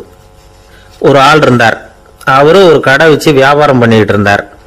மகா கஞ்சன், யாருக்கும் எந்த உதவியும் செய்ய மாட்டார். எச்சில் கையென்ன ஈர கையை கூட உதற மாட்டார், அப்படிப்பட்ட மனுஷன். அந்த ஊருக்கு ஒரு முனிவர் வந்துகிட்டு இருந்தார். வருஷத்துக்கு ஒரு தடவை வருவார், ஒரு நாள் 2 நாள் இருப்பார், அப்புறம் போயிடுவார். அந்த முனிவர் வர்றப்போலாம் இந்த ஆள் எழுந்திரிச்சு ஓடி போய் அவரை வரவேற்பான். ரொம்ப பெரிய வேதாந்தி மாதிரி அவர்கிட்ட பேசிக்கிட்டு இருப்பான். காயமே இது பொய், வெறும் காற்றடைத்த பையும்மா, தர்மம் தலைகாக்கும்மா. பணம் என்ன சார் பணம், இன்னைக்கு ஒருத்தங்க கையில இருக்கும், நாளைக்கு ஒருத்தங்க கையில இருக்கும், எல்லாம் மாயம். எனக்கு தான் இன்னமும் இந்த சம்சார பந்தத்திலிருந்து விடுபடுறதுக்கு நேரம் வரலேம்மா. அந்த முனிவரும் இந்த ஆள் இப்படி சொல்றதை கேட்ட உடனே, ஏன்பா அப்படி சொல்ற, இப்ப கூட நீ சரின்னு சொல்லு, உனக்கு தீட்சை கொடுத்து இதுல இருந்து விடுபடுற ஞானத்தை போதிக்கிறேன் பார். உடனே அந்த ஆள் என்ன சொல்லுவான் தெரியுமா, ஐயோ சாமி, இப்போ அது எப்படிங்க முடியும், பிள்ளைங்கள்லாம் சின்ன சிறுசுங்க, அதுகளுக்கெல்லாம் ஒரு கல்யாணம் காட்சின்னு செஞ்சு கடமையை முடிச்சுட்டா நீங்க சொல்றபடி செஞ்சு விடலாமா. சரி, இன்னும் முனிவர் போயிடுவார். அடுத்த வருஷம் வருவார். இவன் வழக்கம் போல வேதாந்தம் பேசுவான். சரி தீட்சை கொடுக்குறேன் வா அம்பார். பேரம்பேத்திய பார்க்கணும், கோர்ட்ல கேஸ் ஒன்று இருக்கு, அது முடியணும் அப்படின்னு தயங்க ஆரம்பிச்சிருவான். எல்லாம் சொல்லுவான், ஆனா குடிக்கிறதுக்கு தண்ணியோட கொடுக்க மாட்டான். ரொம்ப வருஷம் கழிச்சு மறுபடியும் ஒரு நாள் அந்த ஊருக்கு முனிவர் வந்தார். இவன் கடைக்கு வந்தார். அப்புறம் அங்க கல்லாவில் நம்ம ஆள் இல்லை, அவன் புள்ளதான் உட்காந்துருக்கிறான். அப்பாவை போலவே புள்ளைய எழுந்திரிச்சு ஓடியாந்து முனிவரை வரவேற்றான். அப்பா எங்கன்னு விசாரிச்சாரு முனிவர். ஐயோ அதை ஏன் கேட்குறீங்க சாமி, உங்ககிட்ட தீட்சை வாங்கி இந்த சம்சார பந்தத்திலிருந்து விடுதலை பெறணும்னு சொல்லிக்கிட்டே இருப்பார், அது நிறைவேறாமலே போய் சேர்ந்துட்டார். போன மாசம் ஒரு நாள் திடீர்னு நெஞ்சு வலிக்குதுன்னார், அவ்வளவுதான் போட்டுன்னு போயிட்டார் அப்படின்னு புலம்புனான் பையன். இதை கேட்டதும் முனிவர் சிரிச்சாரான். அவன் எங்கடா போவான், உன் அப்பா எங்கேயும் போகல, இதோ வாழை ஆட்டிக்கிட்டு உன் காலடியிலே இருந்துகிட்டு இருக்கான் பார் அப்படின்னு சொல்லி அங்க நின்றுகிட்டு இருந்த ஒரு நாயை சுட்டி காட்டினாராம். என்ன சாமி சொல்றீங்க அப்படின்னு ஆச்சரியமா கேட்டிருக்கான் பையன். உடனே முனிவர் அந்த நாயோட தலையில ஒரு தட்டு தட்டி பேசுறா அப்படின்னாராம். உடனே அந்த நாய் வேதாந்தம் பேச ஆரம்பிச்சுட்டுதான். காயமே இது போய் வெறும் காற்றடைத்த பைய அப்படின்னு தான். முனிவர் சொன்னார், அடே இப்போ ஒன்னும் கெட்டு போகல, நீ விரும்புனா சொல்லு, உனக்கு தீட்சை கொடுத்து என் பின்னாடியே அழைச்சிட்டு போயிடுறேன், அங்க அழைச்சிட்டு போய் உனக்கு ஞானத்தை போதிக்கிறேன், வர்றியா அப்படின்னு கேட்டிருக்காரு. உடனே அந்த நாய் சொல்லிச்சான், ஐயோ அதை ஏன் கேட்குறீங்க சாமி, நான் உண்ணாம தின்னாம ஏராளமான சொத்து சேர்த்து வச்சுட்டேன், என் பிள்ளைங்க அதோட பெருமை தெரியாம ராத்திரி நேரம்லாம் கதவை திறந்து போட்டுட்டு தூங்கிடுவாங்க, அதனால இப்படி நாயா பிறந்து ராத்திரி பகலா சுத்தி சுத்தி காவல் காத்துட்டு கிடக்கிறேன், இப்ப எப்படி சாமி வர முடியும் அப்படின்னு கேட்டுதான். அறியாமையிலேயே சுகம் கண்டு இப்படி இருக்கிற ஆளுங்களுக்கு எப்படி விடுதலை கிடைக்கும், எப்போ விடுதலை கிடைக்கும் அப்படின்னு கேட்கிறார் தசாவதானி, திருக்குறள் பேர் ராமையா. அவர் கேட்கறது நியாயம் தானே. இந்த காலத்து பையன் ஒருத்தன் அப்பா கிட்ட சொன்னான், அப்பா இன்னைக்கு நான் ₹1 மிச்சப்படுத்தி விட்டேன் அப்படின்னு. நானும் அப்படியா, என்னடா பண்ணேன்னு கேட்டிருக்காரு அப்பா. டவுன் பஸ்ல ஏறாம அது பின்னாடியே ஓடியாந்தேன், ₹1 மிச்சம் தானே அப்படின்றான். அட பாவி, ஒரு ஆட்டோ பின்னாடி ஓடியாந்துருந்தா ₹10 மிச்சமாயிருக்குமே, வேஸ்ட் பண்ணிட்டியே அப்படின்னாராம் அந்த அப்பா. ஒரு ஊர்ல ஒருத்தர் இருந்தான். ஒரு நாள் காலையில எழுந்திரிச்சான், ஒரு ₹10 எடுத்து சட்டை பையில வச்சுக்கிட்டான், கடை தெருவுக்கு புறப்பட்டான். காய்கறி வாங்கறதுக்காக அவன் போறான். காய்கறி சந்தைக்கு போய் சேர்ந்தான். கத்திரிக்காய் 4 கிலோ கொடுங்கன்னா கொடுத்தாங்க. காசு கொடுக்கறதுக்காக சட்டை பையில கையை விட்டான், பணத்தை காணும். ₹10 சட்டை பையில வச்சுக்கிட்டு தான் வந்தான். அது இப்ப அங்க இல்ல, வழியில் எங்கேயும் அது விழுந்துட்டு போட்டிருக்கு. அல்லது யாராவது திருடர்கள் தெரியாம அதை எடுத்துக்கிட்டு போட்டாங்களா என்னன்னு தெரியல. எப்படியோ ₹10 அவன் இழந்துட்டான், கையில காசு இல்லை. அதனால கத்திரிக்காயை திருப்பி கொடுத்துட்டு கவலையோட வீட்டுக்கு திரும்பி வந்தான். அதையே நினைச்சுக்கிட்டு இருந்தான். அவனுக்கு துக்கம் அதிகமா போச்சு, அழ ஆரம்பிச்சுட்டான். காய்கறிகள் வாங்கிட்டு ஆனந்தமா சமைச்சு சாப்பிடலாம்னு நினைச்சோம், அது முடியாம போச்சேங்கிற கவலை அவனுக்கு. அதனால அதை மறக்கவே முடியல. இது நடந்து கொஞ்ச நாள் ஆச்சு. அதே மனுஷன் இன்னொரு நாள் அதே மாதிரி புறப்பட்டான், பணத்தை எடுத்து பையில வச்சுக்கிட்டான், காய்கறி சந்தையை நோக்கி போய்கிட்டு இருக்கிறான். இப்போ வழியில ஒரு ஏழை பையனை பார்த்தான். தம்பி எங்க போற அப்படின்னு கேட்டான். ஐயா பள்ளிக்கூடத்துக்கு போயிட்டு இருக்கிறேன் அவன். சரி, அதுக்கே எவ்வளவு கவலையோட போயிட்டு இருக்கிற அப்படின்னு விசாரிச்சான் அவன். ஐயா நான் ரொம்ப ஏழை, வீட்டுல வசதி இல்லை, பரீட்சைக்கு பணம் கட்டணும், இன்னைக்கு கடைசி நாள், என்ன செய்யறதுன்னு தெரியலன்னா. இவன் பார்த்தான், தாங்கிட்ட இருக்கிற பணத்தை எடுத்து அந்த பையன் கிட்ட கொடுத்தான். இதை வச்சுக்கோ, உடனே பணத்தை கட்டு, நல்லா படி, பரீட்சை எழுது அப்படின்னு சொல்லிவிட்டு திரும்பி வந்துட்டான். வெறுங்கையோடு திரும்பி வந்தும் வீட்டுல கேக்குறாங்க, எங்க காய்கறின்னு வழக்கம் போல கேட்டாங்க. இவன் நடந்ததை சொன்னான்.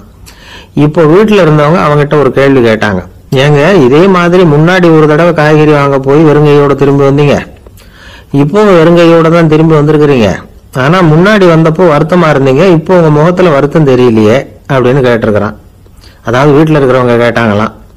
இப்போ அந்த மனுஷன் யோசிக்க ஆரம்பிச்சானாம், இந்த 2 நிகழ்வுகளுக்கு என்ன வித்தியாசம். போன தடவை அவன் பணத்தை இழந்தான், இந்த தடவை அவன் பணத்தை இழந்திருக்கிறான். போன தடவை யாரோ திருடிட்டு போயிட்டாங்க, இந்த தடவை அவனாவே ஒரு பையன் பேர்ல இறக்கப்பட்டு எடுத்து கொடுத்துருக்கிறான். அன்னைக்கு பணம் போயிட்டுதுன்னு வருத்தமா இருந்தது, இன்னைக்கு பணம் போனாலும் மனசுக்கு மகிழ்ச்சியா இருக்கு, நிறைவா இருக்கு. கொஞ்சம் யோசிச்சு பாருங்க. பணத்தை இழந்தது மகிழ்ச்சிக்கோ வருத்தத்துக்கோ காரணமா இருக்க முடியாது.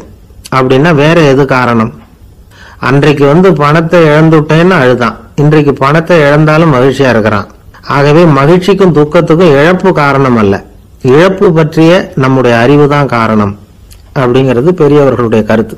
எந்த பொருளும் நமக்கு கவலையை உண்டு பண்றதில்லை, அந்த பொருள் பேர்ல நாம வைக்கிற பற்று தான் கவலையை உண்டு பண்ணுது. பொருள்கள் நம்ம விட்டுட்டு போயிட்டா நாம அழுதுகிட்டு இருக்கிறோம், நாமே அதுகளை விட்டுட்டு வந்துட்டா மகிழ்ச்சியா இருக்கிறோம். இந்த உண்மையை புரிஞ்சுக்கிட்டு நம்முடைய வாழ்க்கையை நல்ல விதமா அமைச்சுக்கணும். ஒரு ஆள் அழுதுகிட்டு இருந்தான், ஏண்டா அழுகுறேன்னு கேட்கிறார் ஒருத்தர். இழக்கிறதுக்கு எதுவும் இல்லை அதனால அழறேன்னா. என்னடா சொல்றேன்னார். கிட்ட வாங்க சொல்றேன்னா. இந்த மணி பர்ஸை வேற ஒருத்தன் பாக்கெட்ல இருந்து திருடனேன், அப்புறம் தான் புரிஞ்சுது அவங்கிட்ட இழக்கிறதுக்கு எதுவும் இல்லைங்கிறது. ஆமாங்க இது காலி பர்ஸ், அதனால இப்ப அழுதுகிட்டு இருக்கிறேன், திருடியும் பிரயோஜனம் இல்லை அப்படின்னு சொல்லிவிட்டு அழுதானா. இப்பெல்லாம் நம்ம ஊர்ல மாமியார் மருமகள் ஒருத்தர் நல்லா புரிஞ்சுக்கிட்டு நல்ல விதமா தான் இருக்கிறாங்க பல இடத்துல. அதனால நான் இப்ப சொல்ல போற கதையை கேட்டுவிட்டு இந்த காலத்துல அவ்வளவு மோசமா யாரு சார் நடந்துக்கிறாங்க அப்படின்னு கேட்டு யாரும் சண்டைக்கு வரக்கூடாது. இன்னொரு உண்மையையும் சொல்லிவிடுறேன். அதாவது இந்த கதையை நமக்கு எழுதி அனுப்பி இருக்கிறது கொஞ்ச நாள்ல மருமகளாகவும் அதுக்கப்புறம் கொஞ்ச காலத்துல மாமியாராகவும் ஆக போற ஒரு நேயர் தான். சரி, இந்த கதைக்கு வருவோம். அதாவது ஒரு சின்ன குடும்பம், அந்த வீட்டுல மாமியார் ஆட்சி, அவங்க வச்சதுதான் சட்டம். புள்ளையண்டா எப்படின்னா அம்மா சொல்றதையும் கேட்டுக்குவான், மனைவி சொல்றதையும் கேட்டுக்குவான், நமக்கு என்னத்துக்கு வம்புங்கிற டைப். மருமகள் பேர்ல குறை கண்டுபிடிக்கிறதுலயே அந்த மாமியாருக்கு ஒரு சுவாரஸ்யம். சின்ன சின்ன விஷயத்துல எல்லாம் குத்தம் கண்டுபிடிச்சுக்கிட்டே இருக்கிறாங்க. பொதுவா எல்லாரும் எப்படின்னா ஏதாவது ஒரு காரணத்துக்காக சண்டை போட்டுக்கிட்டு இருப்பாங்க. அந்த அம்மா எப்படின்னா ஏதாவது ஒரு சண்டையை போடுறதுக்காக காரணத்தை தேடிட்டு இருப்பாங்க.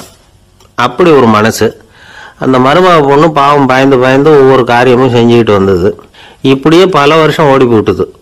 அந்த மாமியாருக்கும் ரொம்ப வயசாயிட்டுது. இருந்தாலும் அந்த பழைய சுபாவம் மட்டும் மாறவே இல்லை. திடீர்னு ஒரு நாள் பக்கவாதம் வந்து அந்த அம்மாவுக்கு ஒரு பக்கம் கை கால் இழுத்துக்கிட்டுது. வாய் சுத்தமா பேச முடியாம போயிட்டுது. சத்தம் மட்டும் வரும். ஒரு பக்கத்து கை காலை அசைக்க முடியும். பேசுறதெல்லாம் கையால தான், அதாவது கை சைகையால. இப்படிப்பட்ட நிலைமையில கூட அந்த பொண்ணு தண்ணியோ பாலோ இவங்க எதிரில் கொண்டாந்து வச்சா அதை வேணும்னே தட்டி விட்டுட்டு ஒம்பு வளர்க்கறது. அதுக்கப்புறம் அந்த பொண்ணு தரையை சுத்தப்படுத்தும்ல, அதை பார்த்து ரசிக்கிறது. இருந்தாலும் அந்த பொண்ணு இதையெல்லாம் பெருசுப்படுத்தாம ரொம்ப பொறுமையா தான் இருந்தது. ஒரு நாள் வீட்டில் வச்சிருந்த பாலை பூனை குடிச்சிட்டு போயிட்டுது. வயசான காலத்துல இந்த அம்மா பால் இல்லாம கஷ்டப்படுவாங்களே அப்படின்னு நினைச்சு பக்கத்து வீட்டுல போய் கொஞ்சம் பால் வாங்கிட்டு வந்து காய்ச்சி மாமியார் முன்னாடி கொண்டாந்து வச்சுது அந்த பொண்ணு. வழக்கம் போல அந்த அம்மா பாலை தட்டி விட்டுட்டாங்க. இதை அந்த மருமக பொண்ணு கவனிச்சுட்டுது. இவ்வளவு நாள் பொறுமையா இருந்த இந்த மருமகளுக்கு இன்னைக்கு இதை பார்த்துதான் அசாத்திய கோபம் வந்துட்டுது. கதவுக்கு பக்கத்துல சாத்தி வச்சிருந்த உலக்கையை எடுத்து மாமியார் தலையில போட, அது குறி தவறி கழுத்துல பட, அந்த அம்மா கழுத்தை பிடிச்சிக்கிட்டு ஊன்னு கத்த, இந்த பொண்ணு ஒன்னும் அலட்டிக்காம உலக்கையை எடுத்து மறுபடியும் கதவு பக்கம் சாத்தி வச்சுட்டு அது பாட்டுக்கு நடந்து போயிட்டுது. இருந்தாலும் மனசுக்குள்ள லேசா ஒரு பயம். கணவன் வீட்டுக்கு வந்ததும் என்ன விஷயம்னு கேட்டா எப்படி சமாளிக்கிறது. அன்னைக்குன்னு பார்த்து ரொம்ப நேரம் கழிச்சு வீடு வந்து சேர்ந்தான் கணவன். உடனே அந்த அம்மா புகார் பண்ண ஆரம்பிச்சுட்டுது. பேச்சுதான் வராத, அதனால ஒரு பக்கத்து கையால சைகை காட்டுது. கதவுக்கு பக்கத்துல இருந்த உலக்க பக்கமா கையை நீட்டி காட்டி, அப்படியே அந்த கைய தன் கழுத்துக்கு பின்பக்கமா சுத்தி காட்டி நாக்க வெளியில நீட்டி நடந்த விஷயத்த புரிய வைக்கிறதுக்கு முயற்சி பண்ணுது. இவனுக்கு ஒன்னும் புரியல. என்ன சொல்றாங்க அம்மா அப்படின்னு மனைவி கிட்ட கேக்குறான். அதுக்கு அந்த பொண்ணு ரொம்ப புத்திசாலித்தனமா, என்னங்க உங்க அம்மா சொல்றது உங்களுக்கு இன்னும் புரியலையா?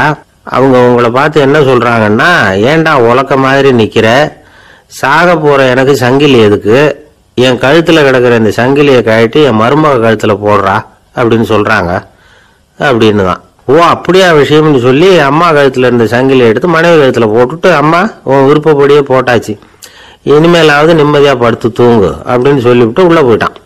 பாத்தீங்களா கதைய? அதனாலதான் மாமியார்கள் சைகை காட்டுறதுன்னா கூட இனிமே ஜாக்கிரதையா இருக்கணும். ஒரே ஒரு ஊர், அந்த ஊருக்கு பேரு கொடையாளிப்பட்டி. அந்த பேருக்கு தகுந்த மாதிரி தான் அந்த ஊர் மக்களும். யார் என்ன கேட்டாலும் இல்லைன்னு சொல்லாம கொடுப்பாங்க. கொடையாளிகள் நிறைந்த ஊர். இனாமா மட்டும் இல்ல, கடனாவும் பணம் கொடுப்பாங்க.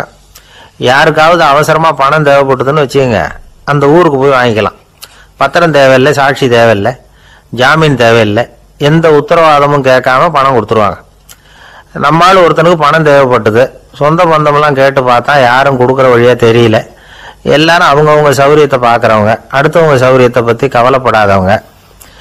இவன் எல்லாரையும் கேட்டு பார்த்துட்டு சோர்ந்து போய் உக்காந்துட்டான். அந்த நேரம் தான் கொடையாளிப்பட்டியை பத்தி கேள்விப்பட்டான். அப்படி ஒரு ஊர் இருக்கிறது தெரிஞ்சதும் அந்த ஊருக்கு வழி கேட்டுக்கிட்டு ஒரு நாள் புறப்பட்டு போனான். வயல்காட்டு வழியா போக வேண்டியிருந்தது. மெதுவா நடந்து ஊர் எல்லைக்கு வந்துட்டான். ரெண்டு பக்கமும் விவசாய வேலைகள் மும்முரமா நடந்துகிட்டு இருக்குது. ஏறு உழுதுகிட்டு இருக்கிறாங்க. அப்ப அங்க ஒரு ஆளை பாம்பு கடிச்சுட்டுது. பக்கத்துல வேலை செஞ்சுக்கிட்டு இருந்தவங்க ஓடி வந்தாங்க.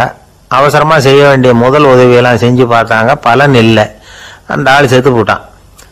அவன் செத்து விட்டான்னு தெரிஞ்சதும் அவனை தூக்கி வரப்பு மேல போட்டுட்டு எல்லாரும் அவங்கவுங்க வேலையை கவனிக்க ஆரம்பிச்சுட்டாங்க.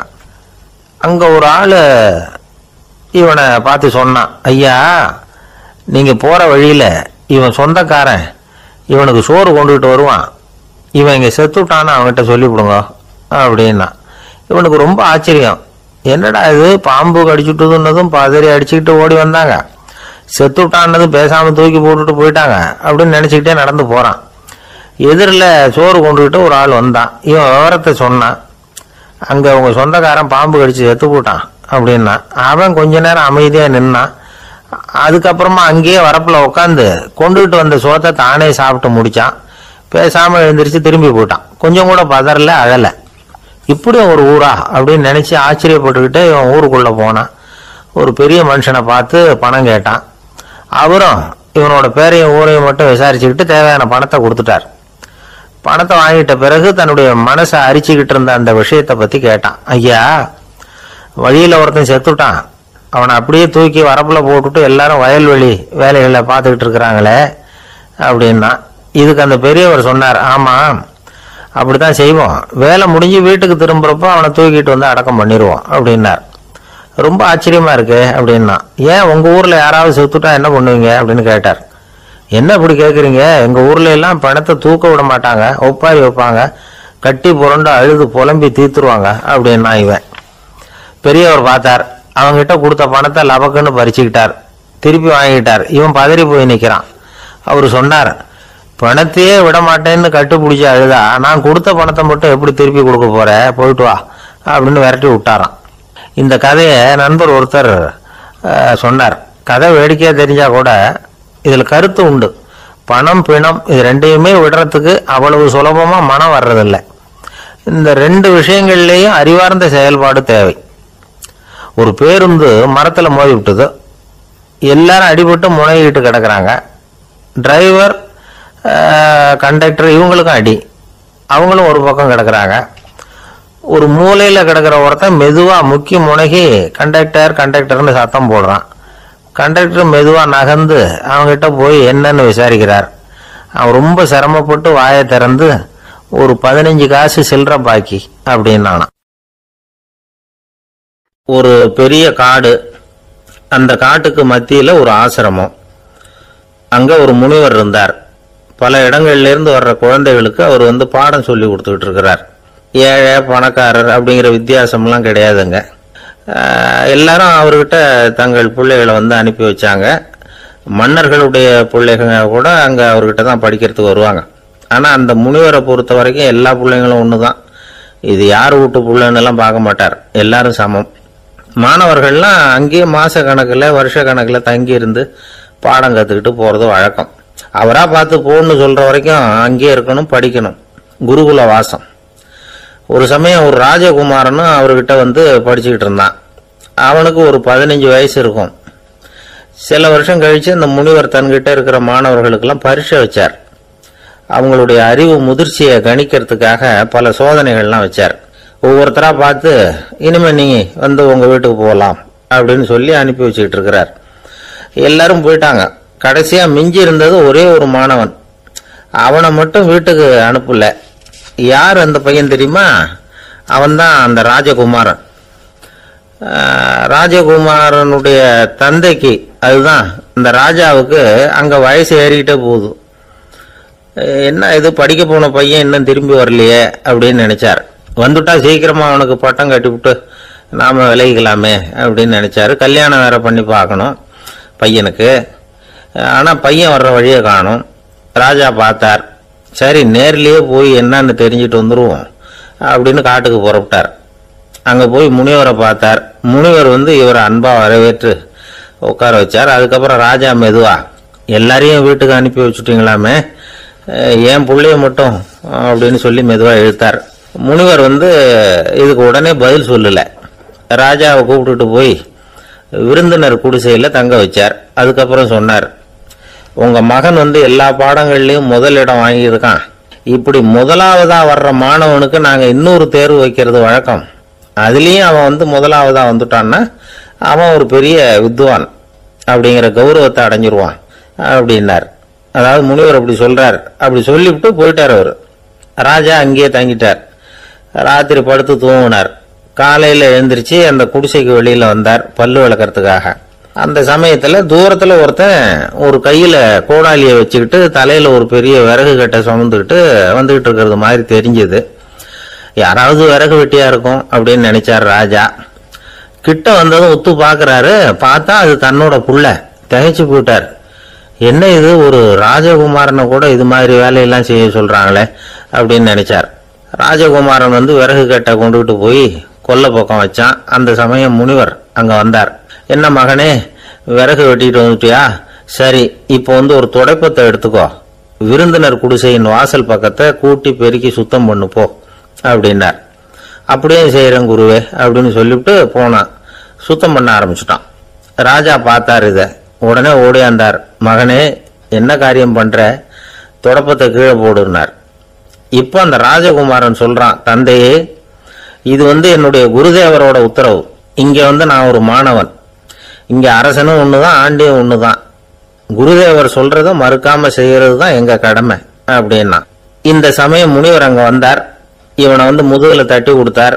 அப்புறம் ராஜா கிட்ட சொன்னார், அரசே, உங்க புள்ள எங்க கடைசி தேர்வுலையும் வெற்றி பெற்றுட்டான். பணிவுதான் மாணவர்களின் மிக உயர்ந்த குணம். குருநாதர் சொல்றது மனசுக்கு பிடிக்கலன்னா கூட மறுக்காம செய்யணும். அப்படி செய்யறதுனால எதை செய்யலாம் எதை செய்யக்கூடாது அப்படிங்கிற விவேகம் அவங்களுக்கு வந்துடும். செய்யக்கூடாததை கூட பெரியவங்க சொல்லிவிட்டா செஞ்சுதான் ஆகணும் அப்படிங்கிற பணிவு அவங்களுக்கு வந்துடும். இந்த குணம் வந்துட்டுதுன்னா அவங்க எத்தனை கடினமான வேலையா இருந்தா கூட ரொம்ப சுலபமா செஞ்சு முடிச்சிருவாங்க. தூக்கத்திலேயும் அப்புறம் துக்கத்திலேயும் தோண்டு போட மாட்டாங்க. இந்த பணிவும் விவேகமும் அவங்க கிட்ட மன உறுதியை ஏற்படுத்தும். அந்த உறுதி உங்க பையனுக்கு வந்தாச்சு. இனிமே அவனை நீங்க அழைச்சிட்டு போகலாம். அவன் நிச்சயமா பேரும் புகழும் பெறுவான் அப்படின்னாரு. ராஜா அவரை பார்த்து, குருதேவா, புரிஞ்சுக்கிட்டேன், என்னை மன்னிக்கணும் அப்படின்னாரு. அதுக்கப்புறம் மகனை அழைச்சிக்கிட்டு நாட்டுக்கு திரும்பி வந்துட்டார். இந்த கதையை இன்று ஒரு தகவல்ல சொல்லுங்க சார், உங்க நிகழ்ச்சியில சொல்லுங்க சார் அப்படின்னு சொல்லி மாணவர்கள் கேட்டா பணிவா இருக்கிறது எப்படி அப்படிங்கறத புரிஞ்சுக்குவாங்க அப்படின்னு சொன்னார் ஒருத்தர். சரி சொல்லுவோம், அதுக்கு முன்னாடி நேர்லயே ஒரு பையன்கிட்ட சொல்லி பார்க்கலாமே அப்படின்னு தோணுச்சு. உடனே ஒரு பையனை கூப்பிட்டோம். ஏன்பா, உங்க வாத்தியார் உனக்கு இது மாதிரி ஒரு பரீட்சை வச்சா என்ன பண்ணுவேன் அப்படின்னு கேட்டோம். நானும் அப்படிதான் சார் நடந்துக்குவேன், விறகு வெட்டுவேன், துடைப்பத்தினால கூட்டி சுத்தம் பண்ணுவேன், உடனே செஞ்சு முடிச்சிருவேன் சார் அப்படின்னா. பலே பரவாயில்லையே அப்படின்னோம். ஆமா சார், அப்படி செஞ்சாதானே வீட்டுக்கு அனுப்புவார், இல்லைன்னா இன்னொரு வருஷம் இங்கே இருந்து படின்னு சொல்லி விடுவாரு, அதனால அப்படி செய்வேன் அப்படிங்கிறான் அந்த பையன். லோகமானிய பாலகங்காதர திலகர் இருந்தார்ல, அவருக்கு 15 வயசுலயே கல்யாணம் நடந்துதான். மனைவி பேரு தபீபாய். ரொம்ப பெரிய குடும்பத்து பொண்ணு, நல்ல குணம். அவங்க குடும்பம் நடத்திக்கிட்டு இருக்கிறாங்க. அந்த காலத்துல திருடர்கள் பயம் அதிகம். இந்த காலத்துல மட்டும் என்னன்னு கேக்குறீங்களா? நீங்க கேக்குறது நியாயம்தான். இருந்தாலும் இந்த காலத்து திருடனுக்கும் அந்த காலத்து திருடனுக்கும் ஒரு முக்கியமான வித்தியாசம் உண்டு. அதாவது அந்த காலத்து திருடன்லாம் நியாயம் அநியாயம் பாக்குறது உண்டு, இந்த காலத்துல அப்படி பாக்குறது இல்லை. அந்த காலத்துல திருட வர்றவங்கள்ட்ட கூட ஒரு தார்மீக உணர்வு உண்டாம்.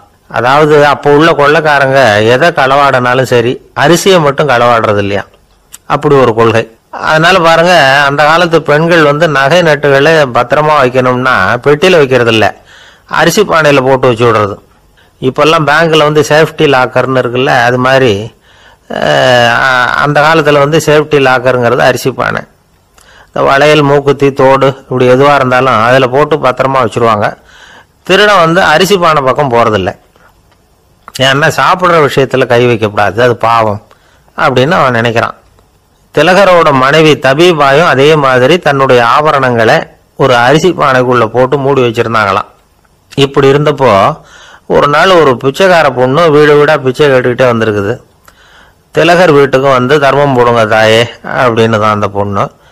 அந்த அம்மா தபீபாய் காதில் இது விழுந்திருக்கு. உடனே கை நிறைய அரிசி அள்ளிட்டு வந்து போட்டிருக்கு. பாத்திரத்தில் அரிசியை போட்டதுக்கு அப்புறம் தான் தெரியுது, பளிச்சுன்னு கண்ணில் படுது. அதாவது அந்த அம்மாவோட வைர மூக்குத்தி ஒன்று அரிசியோட சேர்ந்து அந்த பிச்சைக்கார பொண்ணு பாத்திரத்தில் போய் விழுந்துட்டுது. இந்த அம்மாவுக்கு மனசுக்குள்ள குழப்பம், என்ன இப்படி ஆயிட்டுதே, மூக்குத்தி போயிட்டுதே, பிச்சை பாத்திரத்திலேருந்து அதை எப்படி எடுக்கிறது அப்படின்னு தயக்கம். வாயை திறந்து அதை கேட்கறதுக்கும் கூச்சம். திண்ணையில் உட்கார்ந்துருந்த திலகர் இவ்வளவையும் பார்த்துக்கிட்டு இருக்கிறார். மனைவியின் மனசுக்குள்ள நடக்கிற மௌன போராட்டத்தை அவர் நல்லா புரிஞ்சுக்கிட்டாராம்.